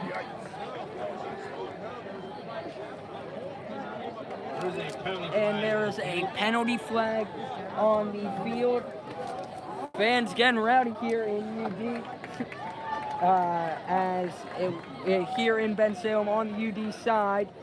But hey, we like that. It's classic Philadelphia style, right? No, this is definitely Pennsylvania high school football, one of the 4 football hotbeds of America, California, Texas, Florida. And I think Pennsylvania is that next level of high school football. Well, that's exactly right.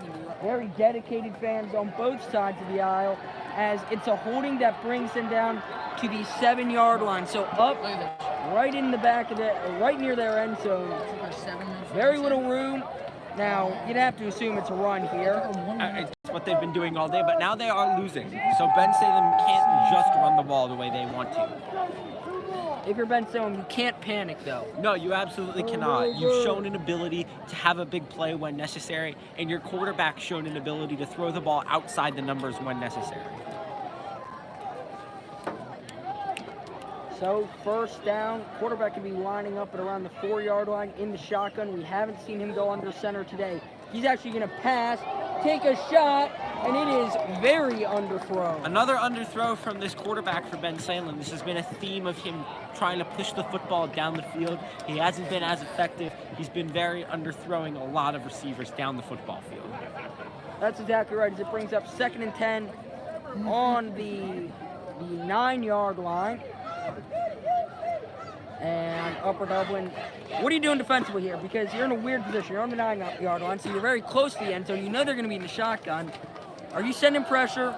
If you're Upper Dublin, you've had an inability to put any serious pressure on their quarterback. So yes, I am sending pressure. I'm trusting my corners to play the requisite man defense necessary, because at this point, the quarterback has shown an inability to consistently beat them like that. It's going to be a run, and they bring him down. Fumble. And they're going to say he was down on the play. No touchdown signaled. I have to agree with the officials there on that call. It looks like the ground caused the fumble. Obviously, from our view, where our cameras are, it's a very hard sell, but I believe the ground caused the fumble there. Momentum is a very powerful force, and right now it is trending in Upper Dublin's direction. Absolutely. After that kind of a play, Upper Dublin has the ability to do whatever they want. They can drop back and make sure there's not a first down. They can send everyone and see what that does and try and force a mistake for Bensalem, maybe get their second safety of the night. The only time Bensalem's quarterback has kept it, it's been twice, and it's only been on triple options. You know you're going to be running. There's only 3 wide receivers out there, only 2 corners really there. We'll see what happens. We're going to get a flag. That is probably a false start if they're calling it dead. And since you're within the 15-yard line, right? Or within the 10-yard line. Or within the 10-yard line, I mean. Instead of it going back 5 yards, instead it's half the distance to the goal line. So it'll go from the 3-yard line to the 1.5-yard line. And again, this has been a problem with Bensalem. They've been starting early on offense, afraid of an Upper Dublin pass rush that, quite frankly, hasn't been so serious today. I mean, maybe they thought they were going to bring a lot of pressure there, and that's what caused the false start. But overall, Bensalem at their own 1 or 2-yard line, they got to get this ball out of their end zone, considering the special teams miscues. We've already had a poor snap lead to an Upper Dublin safety. Okay, so ball on the 1.5-yard line. Trips at the bottom. Trips wide receivers at the bottom of your screen. Upper Dublin going to send the house of pressure, bring him down. Is it a first? I don't think it is. Flag on the play. After the play ended, a flag was thrown. It's getting gritty out there. That looks like some extracurricular there on both sides. And we'll see what the call is. And the officials may slowly be losing control of this one. It's been chippy all night. They're bringing out their punt unit. So, not very confident it'll change the outcome here. Or the Bensalem Owls here at Bensalem Memorial Stadium. And waiting for an official call from the officials. They've had their hands full tonight. They certainly have. It's been a very chippy game. Both sides have been really getting into it. And, you know, the officials have to at least maintain some control. I'm happy that they're starting to throw the flags, but it feels like it's starting to become too little too late. It's getting really physical out there. And it's on UD. The flag is on Upper Dublin. Unsportsmanlike conduct. And that will result in and it's a first down. And that's a massive mistake, a massive momentum changer. You can't have an extracurricular activity giving what was pretty much a 3rd and 15, a gift-wrapped situation, into a Bensalem first down. So now, a lifeline given out to the Bensalem Owls, as it's going to be a run, but Upper Dublin, so far in the second half, has been stuffing it. Quarterback unwilling to keep it himself right now, so you really don't even have to key in on it. And I really do have to give the credit to Brett Stover and this Upper Dublin coaching staff to find an effective way to be able to stop Bensalem's running game, which was the high point of their entire football team today. That's exactly right. Only a measly gain of 1 yard there. So coming back out is Bensalem. They're going to have 1 wide receiver up top of your screen, 2 running backs in the backfield, 2 wide receivers on the bottom of the screen. Takes the snap. It's a carry to the back. And again, not a massive game. Again, Upper Dublin showing their way. They're imposing their will on the defensive line. This Bensalem offensive running game is clearly slowing down. And it's another 3rd and long, 3rd and 7. And the pressure is back on the Bensalem quarterback. So, 3rd and 7 to go here. Upper Dublin got to hold them on defense.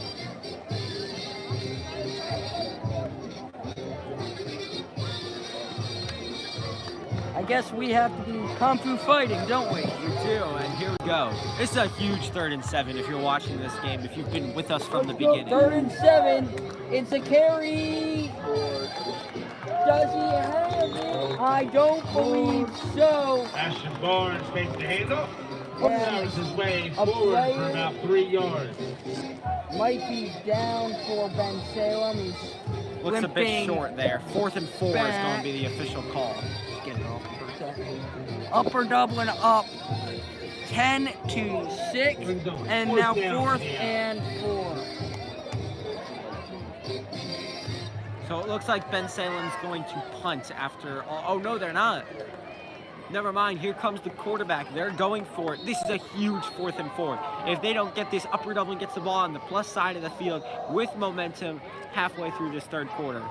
It's a timeout, Bensalem. They're going to rethink this, and that's a massive timeout. In the first half, you have a few timeouts to give, right? 1 timeout, 2 timeouts. Not that important to take before the end of the half. In the second half, you only got 3 timeouts. So everyone is valuable, especially at the end of the game when you are trailing. This is a massive timeout here, and if they don't get it, it's simply a waste of a timeout. Absolutely. And it's Upper Dublin's now winning if you're just joining us, remember. Ethan, what do you think about the value of this play and how important it can be? Well, Ethan's a little preoccupied now, chewing on a soft pretzel. So, I mean, very professional broadcast here tonight in Bensalem. Today, we got 54 viewers.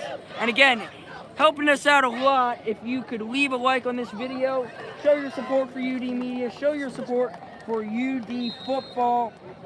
As 4th down. And if you don't want to miss any more games like this, subscribe, follow us on Twitter, follow us on Instagram. Here we go, 4th down and 4.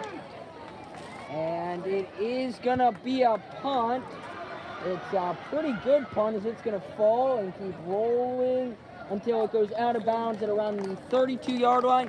So the unsportsmanlike conduct, although it will move Upper Dublin back in field where they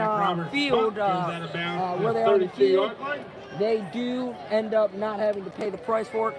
And hey, more time came off the clock. More time did come off the clock if you're an Upper Dublin fan. And the field position battle, it's something that they're going to start to be losing, but they are getting the ball at their own 32. And there is worse field position in football.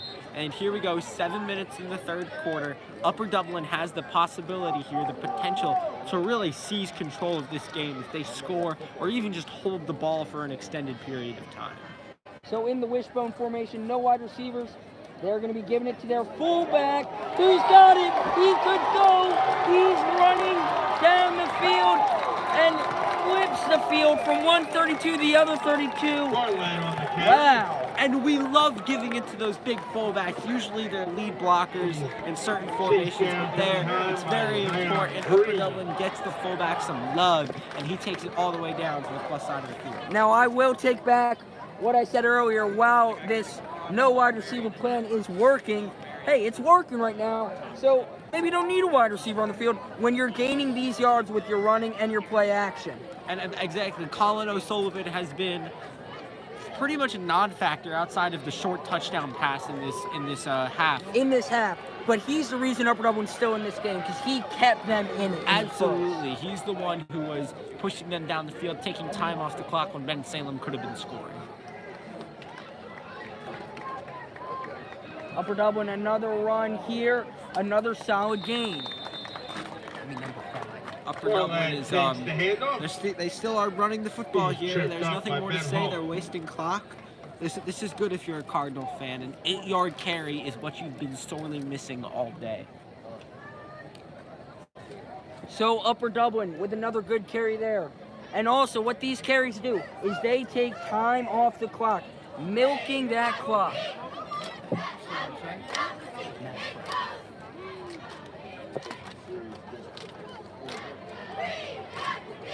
So still in the wishbone. Tight ends on both sides. Giving it, bouncing it outside. If he can get an angle, McIntyre down at the 15-yard line. A huge run for Upper Dublin. They've been missing this all day, and this is how they impose their will. This is what they were able to do in the first 2 games of the season. It took them to the 3rd quarter here to kind of get it going in this game, but they've, at this point, established their will. They're doing what they want on this football field at the plus 15.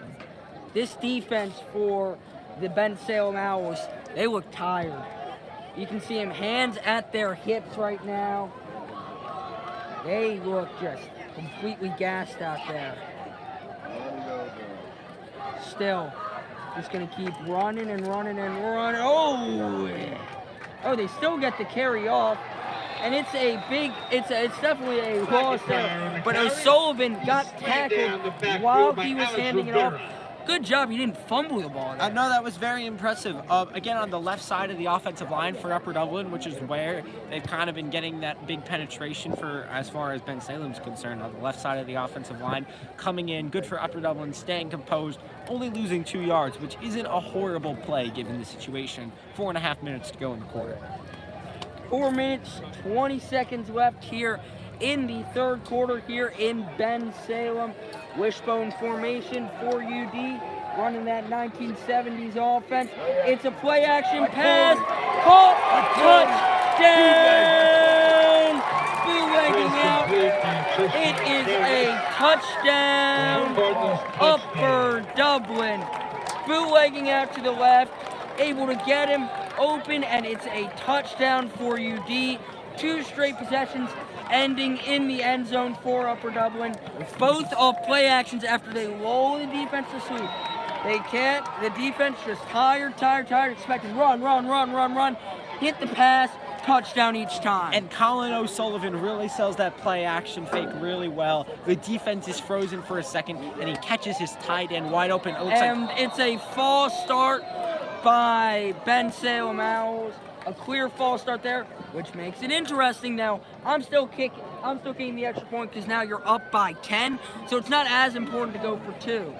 But again, going back to the touchdown pass, Colin O'Sullivan rolls outside, sells the play action fake really well, makes a great throw off his back foot to make sure that he can get there while he still has the advantage as far as the matchup on the outside. Really successful Neutral touchdown. zone infraction makes it an easier kick here. Owen Legasis Carl. The kick is up. The kick is right down the middle. Legasis keeping it strong, making up for the miss earlier. Looking great. Owen Carl, what a monster. You absolutely love Owen Carl. And if you're in What Upper is Dublin, there not to love? He's the best kicker in the PIAA. And I mean, just going back to Upper Dublin, what you've seen them do at halftime, 6-2, they were down, they looked unsettled. Now they come out. They're fast. They're stronger at the line of scrimmage, especially on offense. They're forcing stops, and now they're winning this game by 11. It feels like forever ago that Bensalem's only points, the triple option to start the game, occurred. Well, it essentially was forever ago in football terms, right? They haven't done anything in over 25 minutes. Absolutely. They've had one play, a lot of opportunities, but one play that is hit.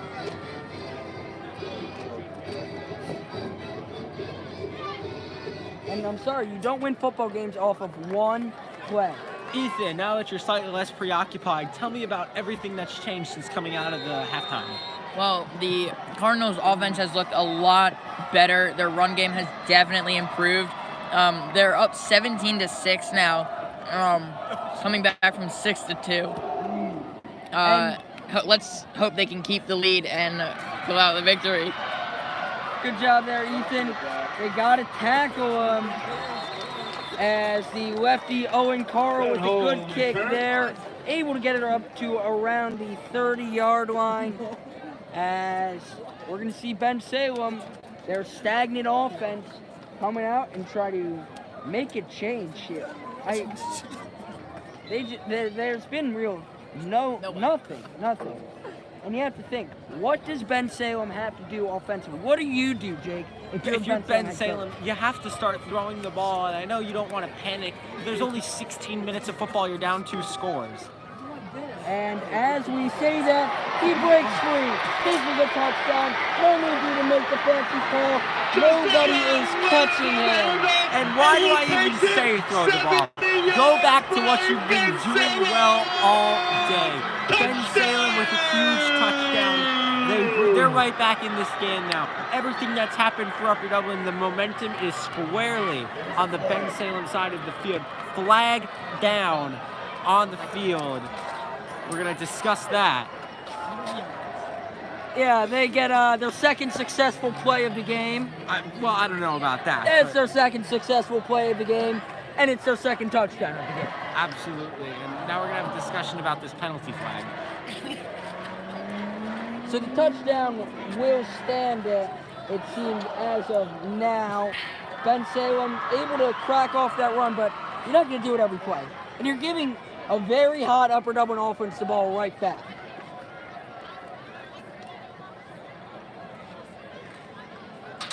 And the call, it's definitely on Bensalem. Upper Dublin gets to make a decision here. Stover talking it over with his assistant.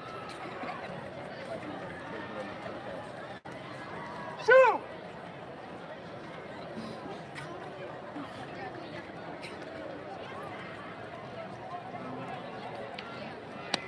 Looked like a dead ball foul right there, so it'll take effect more than likely on the kickoff. Might happen here. After the touchdown, there was an unsportsmanlike conduct penalty against the Owls.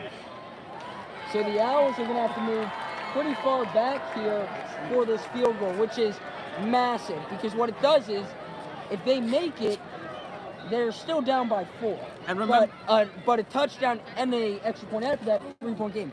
They miss it now. They're down by 5. They don't take a touchdown and a 2-point conversion, making a 3-point game. and remember, their kicker Tom Hurst has already missed an extra point, which is why they're going for 2. They are going for 2 here from 20 yards out. It's definitely gutsy. He's looking, firing into the end zone. Beautiful defensive play. Hitting it up into the air. Awesome play there on defense. So Upper Dublin able to hold on the 2-point conversion attempt. So they're going to come back out on offense and hopefully score their 3rd straight touchdown. And that's the hope. What should Upper Dublin do? Run the football. It's worked all day. Well, it hasn't worked all day. It's worked here in the second half. It's how they've scored their only 2 touchdowns of the game, with running it and in play action. So this is what Upper Dublin should just stick to their guns. They shouldn't be so concerned about Bensalem scoring. They're still winning this game by 5 points.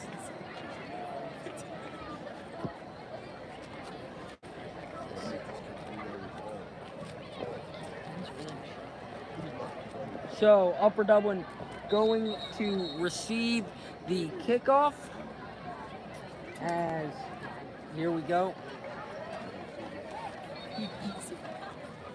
And for the rest of the 3rd quarter, I'm going to be taking a break, as we're going to be giving it over to Ben Gualiargo as our color guy, as Jake will be our play-by-play. Never mind, it'll actually be Ethan Spann doing color for the rest of the quarter. Ethan, I think I'm going to have to take over. I'm going to take over on the play-by-play here. Oh, it's a muffed ball. Upper Dublin falls on it at about the 23. Well, we're just glad that he was able to recover it. Chris Colbrenner has definitely been solid on the returns so far. Upper Dublin here, taking over Kickoff is down at the 22-yard line. The Cardinals will take over there. Okay, so we're not going to have any penalty. It looks like there might have been a penalty flag for a moment, but it's picked up. Colin O'Sullivan comes out, and it looks like they're going to be back in the wishbone, and they are going to be. No wide receivers on the field yet again for Upper Dublin, and it starts off with a run. Pickup is about 6. Maybe not a full 6, maybe more like 5. But it's Upper Dublin 2nd down immediate. Earlier in the 3rd quarter, that wishbone formation seemed to be working for Upper Dublin. Let's hope they can have the same success. And it looks like we have a player down on the field. We have a Bensalem Owl down on the field struggling to get up. You hate to see that. You do hate to see this, so we might have to take a short timeout. We'll see if he can get off on his own power. And again, 17-12, Upper Dublin in the lead.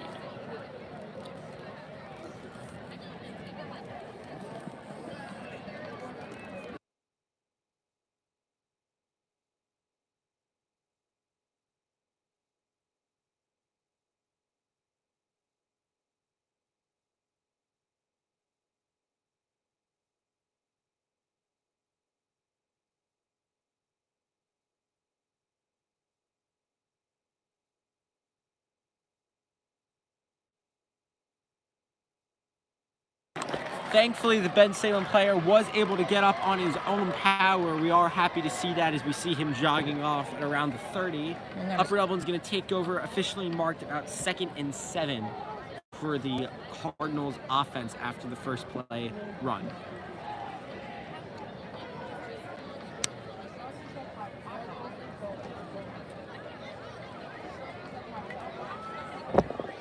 Upper Dublin back in the wishbone. We made fun of it for being a 1970s offense before, but it is now in full force. It's working for the Upper Dublin Cardinals, and they give it right back. This time it's the tailback. The tailback cuts him up, and it's going to be a first down Upper Dublin. McIntyre has the big first down yardage for Upper Dublin. 3 minutes to go here in the third quarter. If you're a fan of football, that really feels like the start of the fourth quarter because we have the 12-minute quarters here in high school, unlike the 15 minutes you'll find in college or the professionals.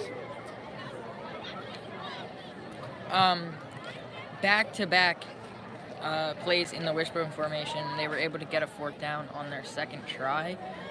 So let's see what they can do here on 1st and 10. Thank you, Ethan, as they're back in the wishbone formation. O'Sullivan under center, 3 running backs. This time it's a play action. And he's sacked and he loses the ball. We're going to have a question of whether it was complete. They're going to call it a fumble. Bensalem football. The question is, was it an incomplete pass or was it a fumble? We're probably going to look at this for 8 minutes. It's a horrible replay. I much prefer the tennis replay where it's 8 seconds and decisive. But here we're going to look at this. Was it a pass or was it a fumble? What do you think? In my opinion, my first reaction, it did look like his arm was moving forward. But we'll have to see what the referees decide.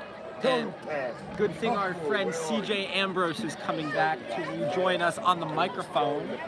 And CJ, if you missed it, we just had a question, the classic fumble or incomplete pass question. It was recovered by Bensalem, and they're going to call it an incomplete pass, it seems, which is going to set up 2nd down and 10, but they are still deliberating. Wow. I mean, I didn't see it, but the ruling on the field is an incomplete pass.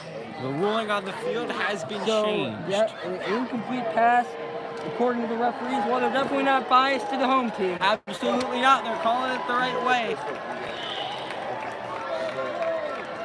So we're going to have a respotting of the football where the last play was run from. 2nd down and 10. You've missed 3 straight plays out of the wishbone formation and a first down for the Upper Dublin Cardinals. Okay, well, it sounds good. So, Upper Dublin going to go back to the run game, and they have an opening on the outside. Oh, flag down. Notice the flag. Flag down at around the line of scrimmage, around the 35-yard line. And it looks like holding on the offense. They're waving off the play, and it's going to be an Upper Dublin holding. There's a 2nd penalty down flag and 20. on the field.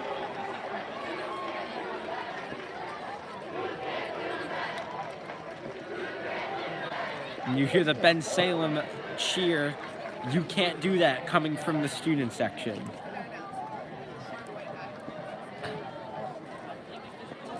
Well, I mean, that's football there for you, isn't it? Absolutely. Holding it happens on almost every play. It just doesn't get called on every play.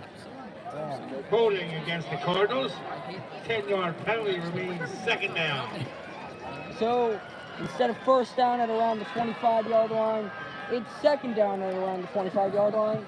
Only difference is it's on UD's side. Yes, and it's second down and 20 after what's been a pretty hectic couple of plays. The big run gets wiped off the board, and you know what I always say. When there's holding on a big run, it's probably why the big run happened. Most of the time that is true. We're going back to the spread. Shotgun O'Sullivan getting roped down. And Bensalem showing fight. They were down by 11 at one point in this quarter. They come back with a touchdown, and now their defense finally starting to show up and have some answers for Colin O'Sullivan. Ahmed Kamara on the stop. So 3rd and 20 now. 3rd and 18 is going to be the official call. Long for the Cardinals. O'Sullivan getting the call. UD's still up by 5 here with a minute 50 left in the 3rd quarter. In the shotgun. We're getting the stop here. Wow, big timeout. Another timeout taken here by Bensalem. A big timeout again. Timeout call So by the only Owls. one left Those are for the second Bensalem Owls, charge which timeout. means we turn it over to the one, the only, the man, the myth, the legend, Ethan Span. Tell us what you think about what's happened here on this drive, Ethan.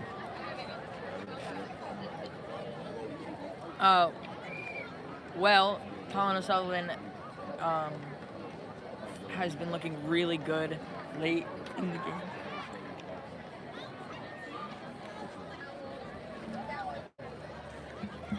Thank you for those nice words, Ethan. We turn it back over to CJ.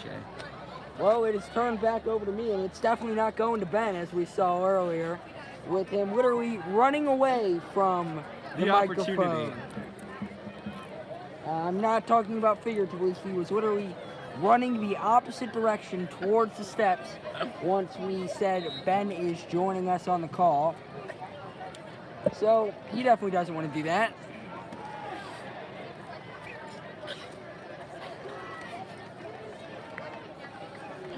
So, gun, spread, 4 wide receivers, 2 to each side, and it is a screenplay. Smart call, big block. Is it a first down? Let's see where they spot it. That's an unbelievable call either way. Whether it's a first or not, that's a brilliant call. Screen pass in that situation. They've been teeing off for the And quarterback. It's a first down. It's a They're moving the sticks. perfect time for a screen pass when they've been teeing off on the quarterback. That's when you want a screen pass to happen. Somebody down on the field now. Another Bensalem Owl. We had one about a couple minutes ago. I think CJ wasn't here for that one. So,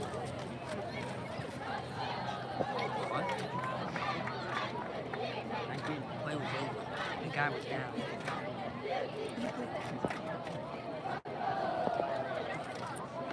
So, player down now for Bensalem. Player down now for Bensalem. We're going to let that get attended to. Meanwhile, looking at the scoreboard, And we're going to take a little break. we'll take an injury timeout.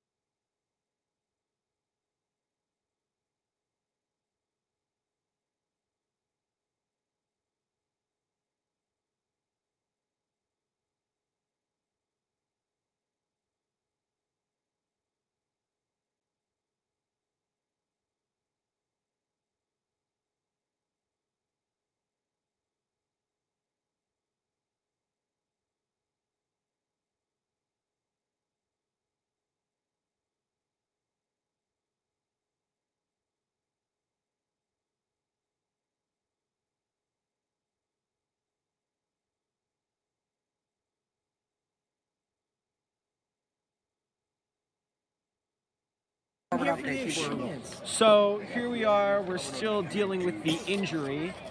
We have some concerns going on. We're just going to give you a little update. The player is still down for you at home who are wondering. So we will be back.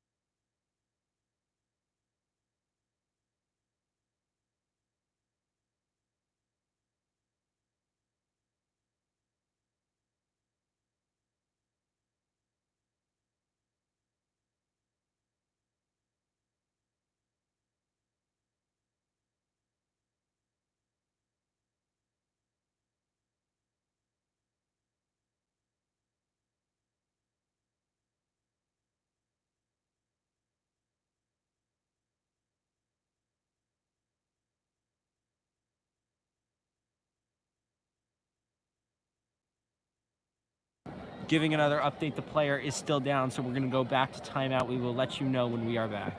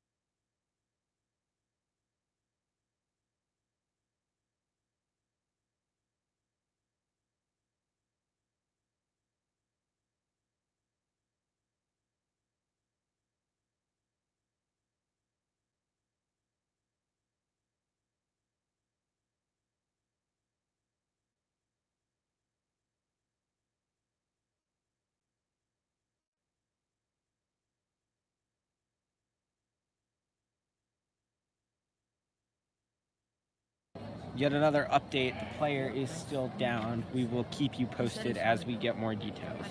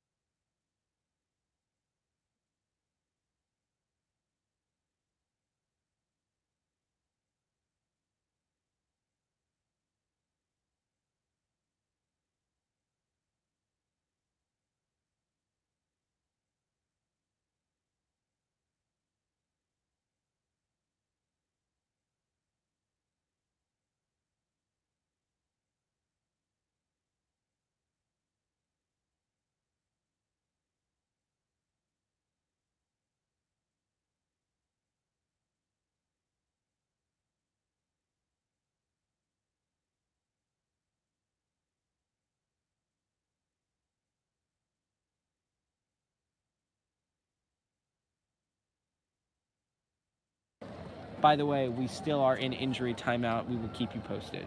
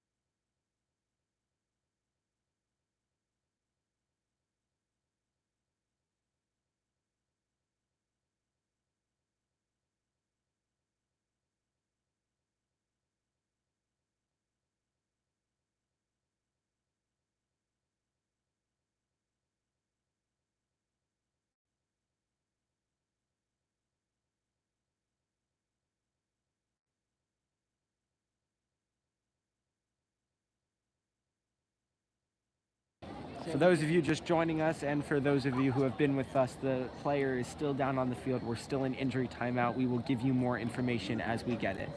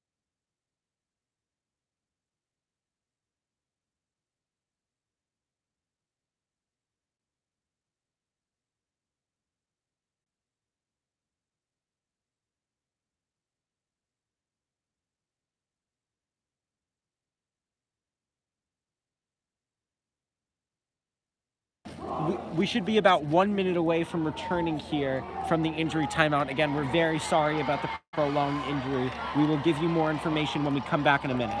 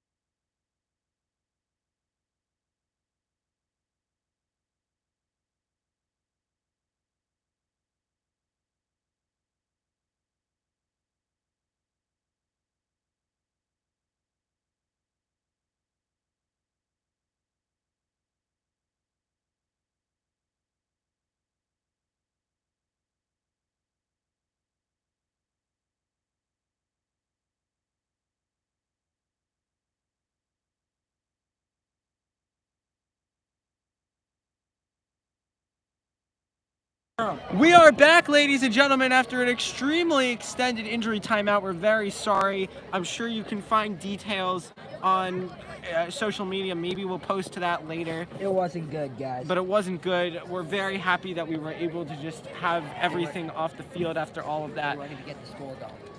The score is 17-12 for those of you who are late. 1:30 to go in the third quarter. It was Upper Dublin ball, and it was 1st and 10 when the injury did occur about, I would say, 20 to 25 minutes ago. And good news, we had a massive conversion on 3rd and 18 off a great screen. Absolutely. That was where we left it. I was talking about the screen when I realized the player was down, and CJ Ambrose is going to take us back for the play-by-play as we restart here in the third quarter. Well, in the wishbone is UD, and they're going to start with a play-action pass, and it is very successful. Caught, 1st down, great way to start it back off, and to quickly get the momentum back on your side. And you see Upper Dublin didn't really miss a beat during that big timeout. Bensalem, obviously, it's their teammate, their friend. They certainly are emotionally hurt, so we're going to see how Upper Dublin is able to work with this. This will be the last call for the concession stand. Last call for concession stand. Tristan Cairns, nice reception there out of the tight end spot. They're definitely going to be using him in this wishbone offense as they're going to be giving the ball now. And it's a great run. Rumbling, tumbling, bundling forward. It's McIntyre. And Upper Dublin again with a huge run. They're imposing their will in the running game, which is what they've been doing really well here in this third quarter, and it's why they have the lead that they have. Well, you're exactly right. Right around 50 seconds left in the half. We're probably going to see 3 more plays, I'd say, maybe 4 if we get so lucky. Well, Upper Dublin is at this point draining the clock. They're in no rush to get up to the line of scrimmage and snap this football. No reason they should be in a rush. They are winning this game. Near the end of the game, there's only 1 timeout for Bensalem. They've been able to just move the ball down the field on the ground. So yeah, why would they? They shouldn't. They absolutely should not.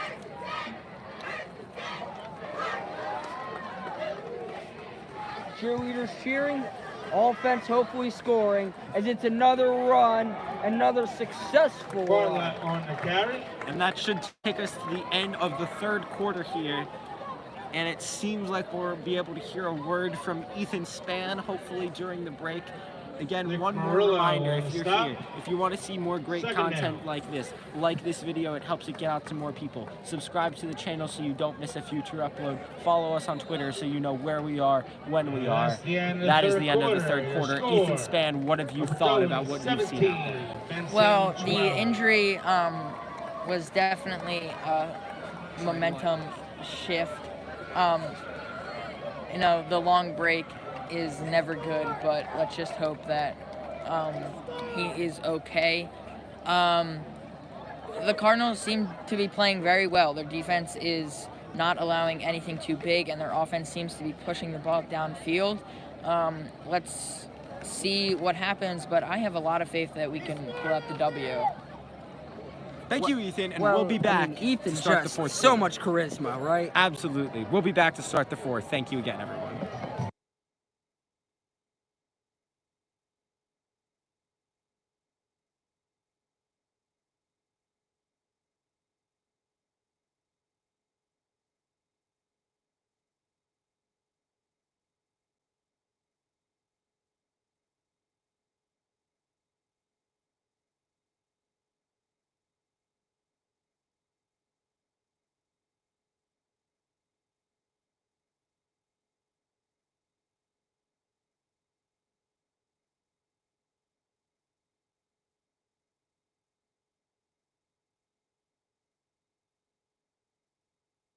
We are back here, now starting quarter number 4, 12 minutes of action left here as Upper Dublin in the wishbone formation. We've seen them go to it a lot here without wide receivers, but they made it work with Tristan Cairns at tight end as it's another big run, and it's a Touchdown, McIntyre. McIntyre, his first trip to the end zone today. It's been 2 passing touchdowns by O'Sullivan, but it's really been set up. The second half success has really been set up by Upper Dublin's imposing ground game that they were unable to establish in the first half, and they continue to establish it on the first play of the fourth quarter with a touchdown. It's now an 11-point lead, looking to extend that to 12. Do you think our kicker friend here makes this? I think he can make it with his eyes closed. Owen Carl? Is that a question? Owen Carl? Oh, it's blocked. Okay, he didn't miss it. It was The blocked. extra point is blocked. CJ defending his friend Owen Carl till the very end. 23-12 Upper Dublin. So, taking the field will be Upper Dublin again on the kickoff, but then after that, we'll see Bensalem, who has to go move with pace and really try to come back here, down 11 with 11:53 remaining. Ethan, what do you think you got to do if you're Bensalem? If I'm Bensalem, I would try to score as quickly as I can. How would you try to score that quickly? Well, the run game has definitely been giving them the most success here. They haven't really been able to get the passing game going. They've had 2 very long runs, so I would try to run for big yardage to try to get some points back. Would you go back to the triple option play where they scored their first 2 touchdowns? It has given them success, but I think at this point, Upper Dublin should be expecting it. So maybe try it once or twice, but I don't know if you should rely on it. Hey, Ben Gualiargo, what do you think about the Cardinals uniforms? I know he's running away again. That's going to be a fun running joke throughout the season, pun intended. Owen Carl here for the kickoff. The left-legged monster, the man they call Legacy, Owen Carl, the true star of this team, with a missile off his left foot to around the 11-yard line. It gets muffed momentarily as a good return, finding the edge, but caught from behind at around the 36-37-yard line. And Bensalem showing they still have fight in them, even though they're down 2 scores. They are still very much in this game. We've seen their big play ability take over at certain points. Brought down by Dan Johnson. Our man Ethan's been enjoying the cheerleading up here in the booth. If we had another camera, we would totally use it. He seems slightly embarrassed as he is blushing now. But meanwhile, on offense, 3 wide receivers trips to the bottom of your screen. Sanders at quarterback, he's going to throw it. He's looking deep, he has him, and it is dropped again. That's a big play. A little short, but he drops it again. Noah Lee making the stop there defensively. That's a big play. Slightly underthrown there by the quarterback, but certainly catchable. That's the kind of play that Bensalem needs to convert going forward if they want to stay in and ultimately win this football game. Yeah, and you gotta make that play eventually, right? Yeah, the clock doesn't keep running, but if there is no fear of them passing. Absolutely not. They've shown an inability to pass the ball effectively at all as far as Bensalem is concerned. It's been primarily their running game in the option. And we go back to the triple option, and the first carry, the first give on the triple option takes them to the Upper Dublin side of the field. So that is a good carry there, but clock keeps running now. It's a Bensalem first down, as I'm sure you can hear over the PA system. Running like Ben Gualiargo after he gets mentioned to talk. And again, Bensalem, I mean, they're running the football. They're doing what they've done best all night. But the question starts to become with the running clock and with how much time is left and the fact that it is a 2-score game. And Upper Dublin's ability to gain time off the clock and just kind of kill the game. How can Bensalem score quickly is going to be a big question moving forward for them.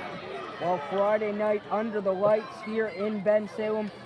Beautiful, beautiful night, as this is going to be a pass redirecting to the outside and gaining good yardage.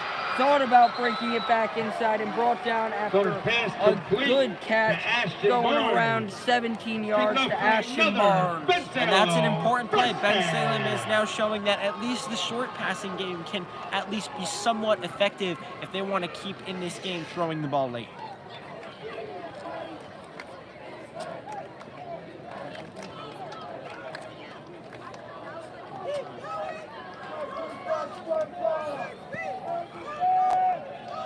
Upper Dublin defense now. Sorry, we saw something in front of us. Upper Dublin defense now needs to make a stop.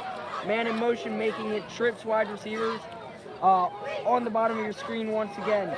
Dropping back, 5-step drop, throwing it deep into double coverage. Intercepted Upper Dublin. And there is going to be room to run. And he's brought down at around the 35-yard line. Third interception of the game for UD. And folks, that's just always an ill-advised throw. One-on-one coverage where you know with the two safety look, the safety's going to help out, so it's pretty much double coverage. You never throw that ball with the back shoulder throw when you know that safety is there. The roaming safety gets an incredible interception, and that's the kind of play that really breaks up your back if you're Bensalem. That's the kind of possession that you don't get back. And Upper Dublin at this point, they can run the ball. They will be good to go, escaping a tough Bensalem environment with a win. But the ill-advised throw, the story of that play.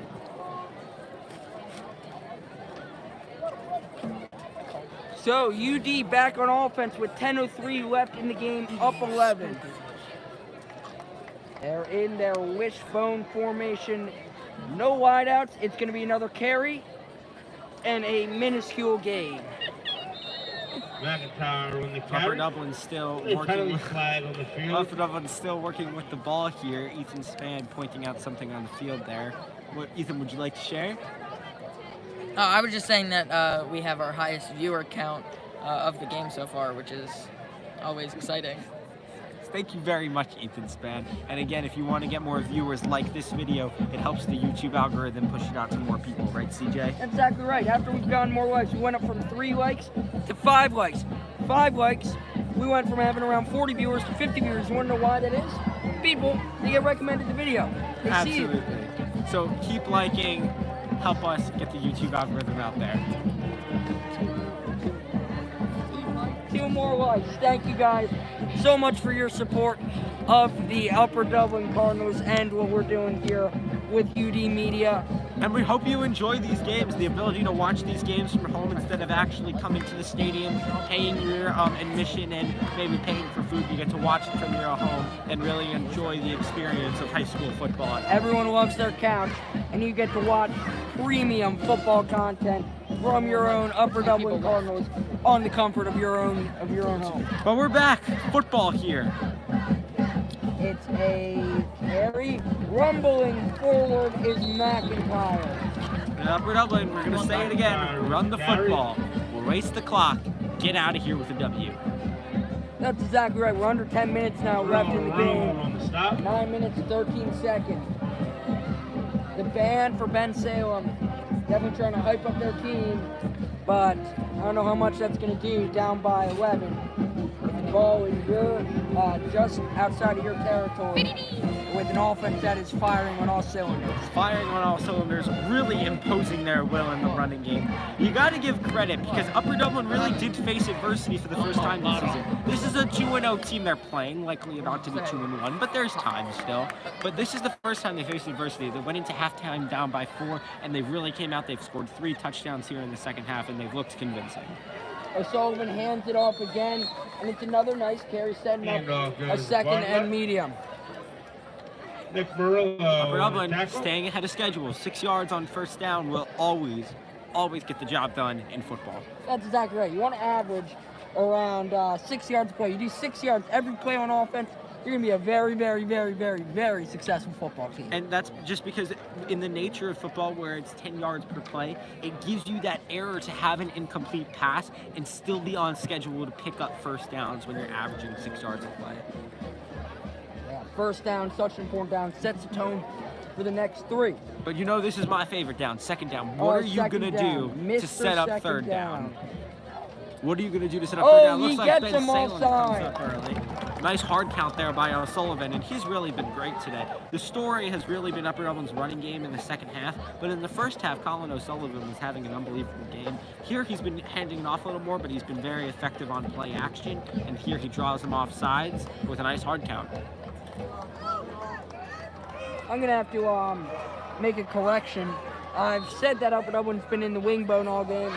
I've just noticed that they're actually in the flex bone right now. Well, they were in the wishbone in the beginning. They've in the moved into the wishbone. flex bone. They're now in a bit of a, they're in a hybrid right now. They They're in are. a bit of a wing bone, flex bone combination. So they got the 2 tight ends and that's hey, it works out, right? I mean, whatever it does, it looks like 1970s Nebraska versus Oklahoma. It doesn't look like modern day. Or 2021 Army.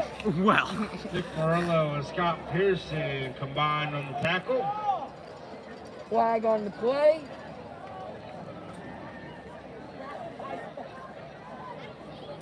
It is 2nd and 10, 2nd and 11, my fault. As Upper Dublin has the ball in the territory of Bensalem. They are up 23-12 with under 7 minutes remaining. Upper Dublin trying to put the final nail in the coffin here with one more score. and I really do want to say this. The word to describe Upper Dublin here in the second half has been efficiency. They've been running the ball and throwing the ball so efficiently, picking up first downs. They've looked really, really good, especially coming out after that adversity that you had in the first half. Well, as Nowhere you to say, go efficiency and being Third effective, down. they've been stopped for losses on the last Well, few plays. I'm saying overall here in the second half, they've been pretty good, but it is 3rd and 11 here. If you're at home, knock on wood for I'm saying that. Sadly, we're in a cement stadium, so we really can't do that. There's no wood to knock on.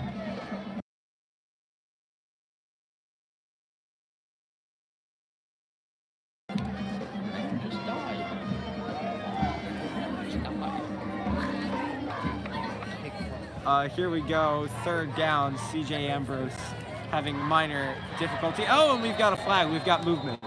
We're gonna have to decipher who that was on. And it's been the officials really having to doing a lot of deciphering today. And we'll That's have an to- understatement. Deciphering, maybe we can call it, well, what do you want to call it, CJ? Talking. A lot of conversation. A lot of there. conversation. They've been, as a very good friend of mine, Jared, once said, conversating quite a bit. Yes, they're definitely networking with other officials. Absolutely.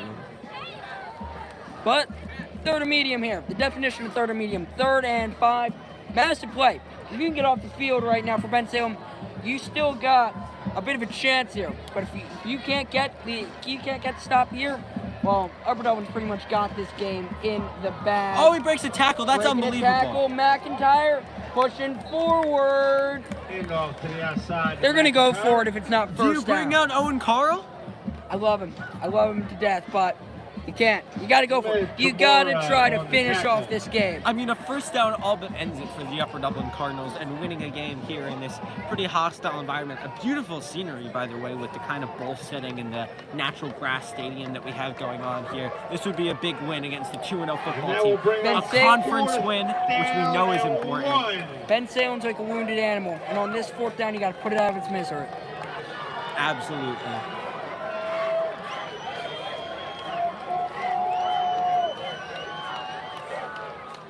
O'Sullivan gonna hand it off, trying to push forward. That's a first down. And that's a huge first down. Upper Dublin's going to waste more time. 4.5 minutes, and it looks like their first timeout. Bensalem uses their first of 3. And off goes the No, that's McIntyre their up last the middle. timeout, excuse me. Upper Dublin's the Enough team with for 3 a Cardinals timeouts. first down.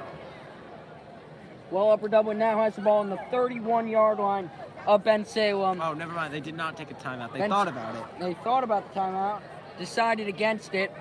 We're going right down to that 4-minute mark, so we're through 2/3 of the final quarter of this game. Of course, high school 12-minute quarters.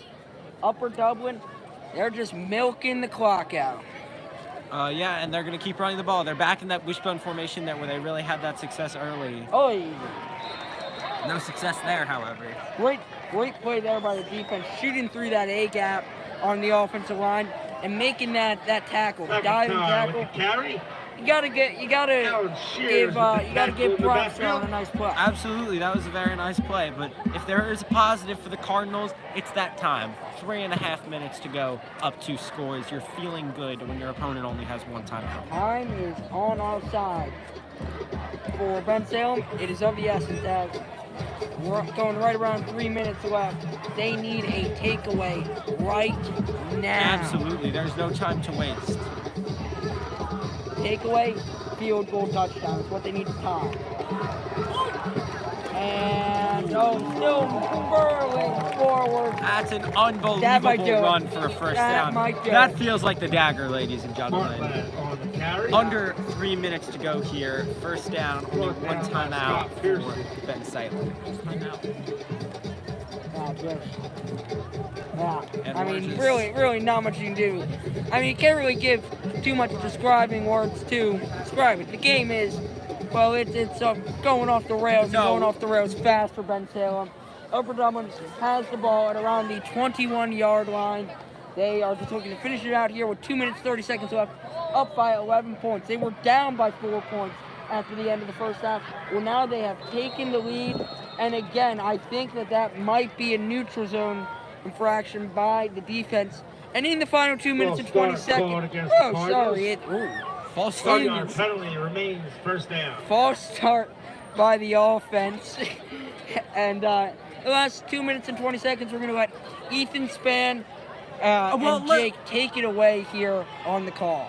CJ will be back in the last 30 seconds to finish us off here. But Ethan, what have you seen now? Exactly 2 minutes left in this football game. What do you think of how we've kind of transpired here? Well, the Cardinals, I'm glad they stuck to the run. They really got it going in the second half. Big hit there by Bensalem. I'm glad they stuck to the run because they really got it going in the second half, and it really helped them, put points on the board. And regain the lead, and their defense helped secure the lead late into the game. Thank you very much, Ethan. It's a minute 32, a minute 30, and counting. 2nd and 15 here for the Upper Dublin Cardinals, who are just trying to end this one. Minute 20, they should be in no rush to snap this football at all. And they are just letting the clock bleed and bleed.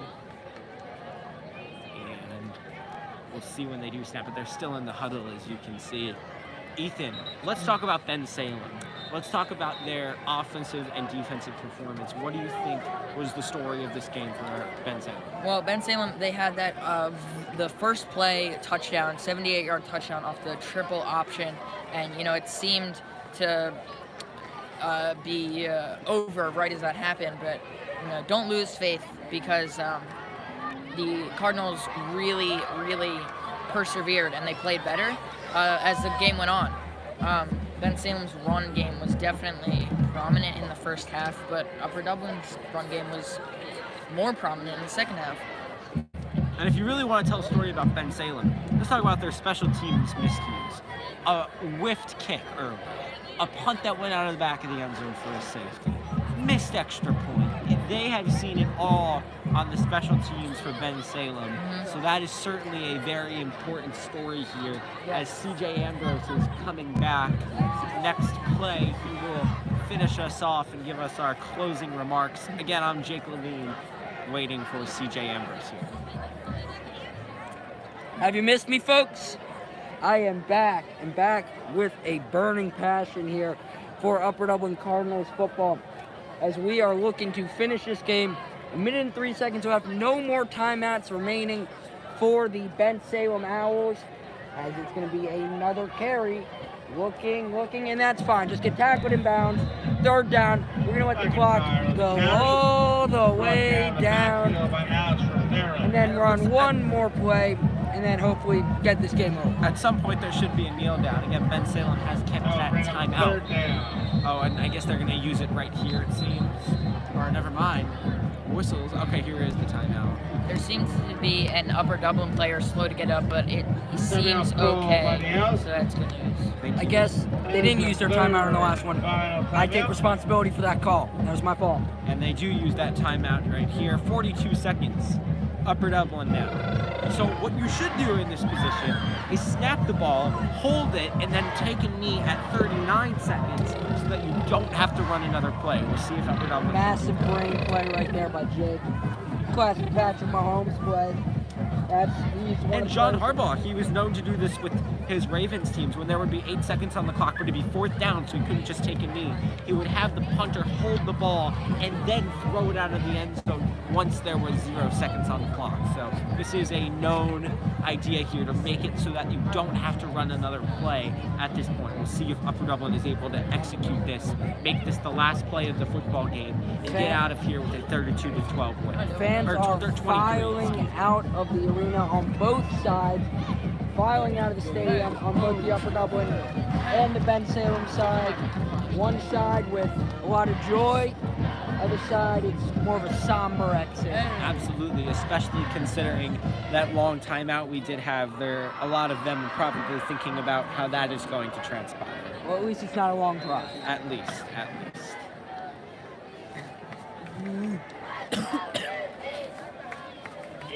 So Upper Dublin is going to hand it off, hold on to the football, and that'll do it right there. And Clock running down, 4th and 15. Just got to count it down to the final seconds. 20 seconds remaining here as fans are clapping, as you can hear very close to the microphone. Announcers like Ben Gualiargo are clapping. Ben, would you like to have some closing remarks on this game? No, he's running away yet again. Ethan. But the clock hits triple zeros. Upper Dublin wins 23-12. Thank you all for viewing tonight's game. We will be improving every week with our broadcast. I'm CJ Ambrose with Jake Levine, along with Ethan Spann doing camera and Ben Guaduiargo doing Ben Guaduiargo stuff. Thank you to Jason Tranis, Mr. Squarey, Josh Asaraf, and everyone else who helped put this together. Thank you again, everyone. An amazing game. Upper Dublin wins by 11 after having some adversity in the beginning, and we will see you in the next game. Thank you very much, and take care.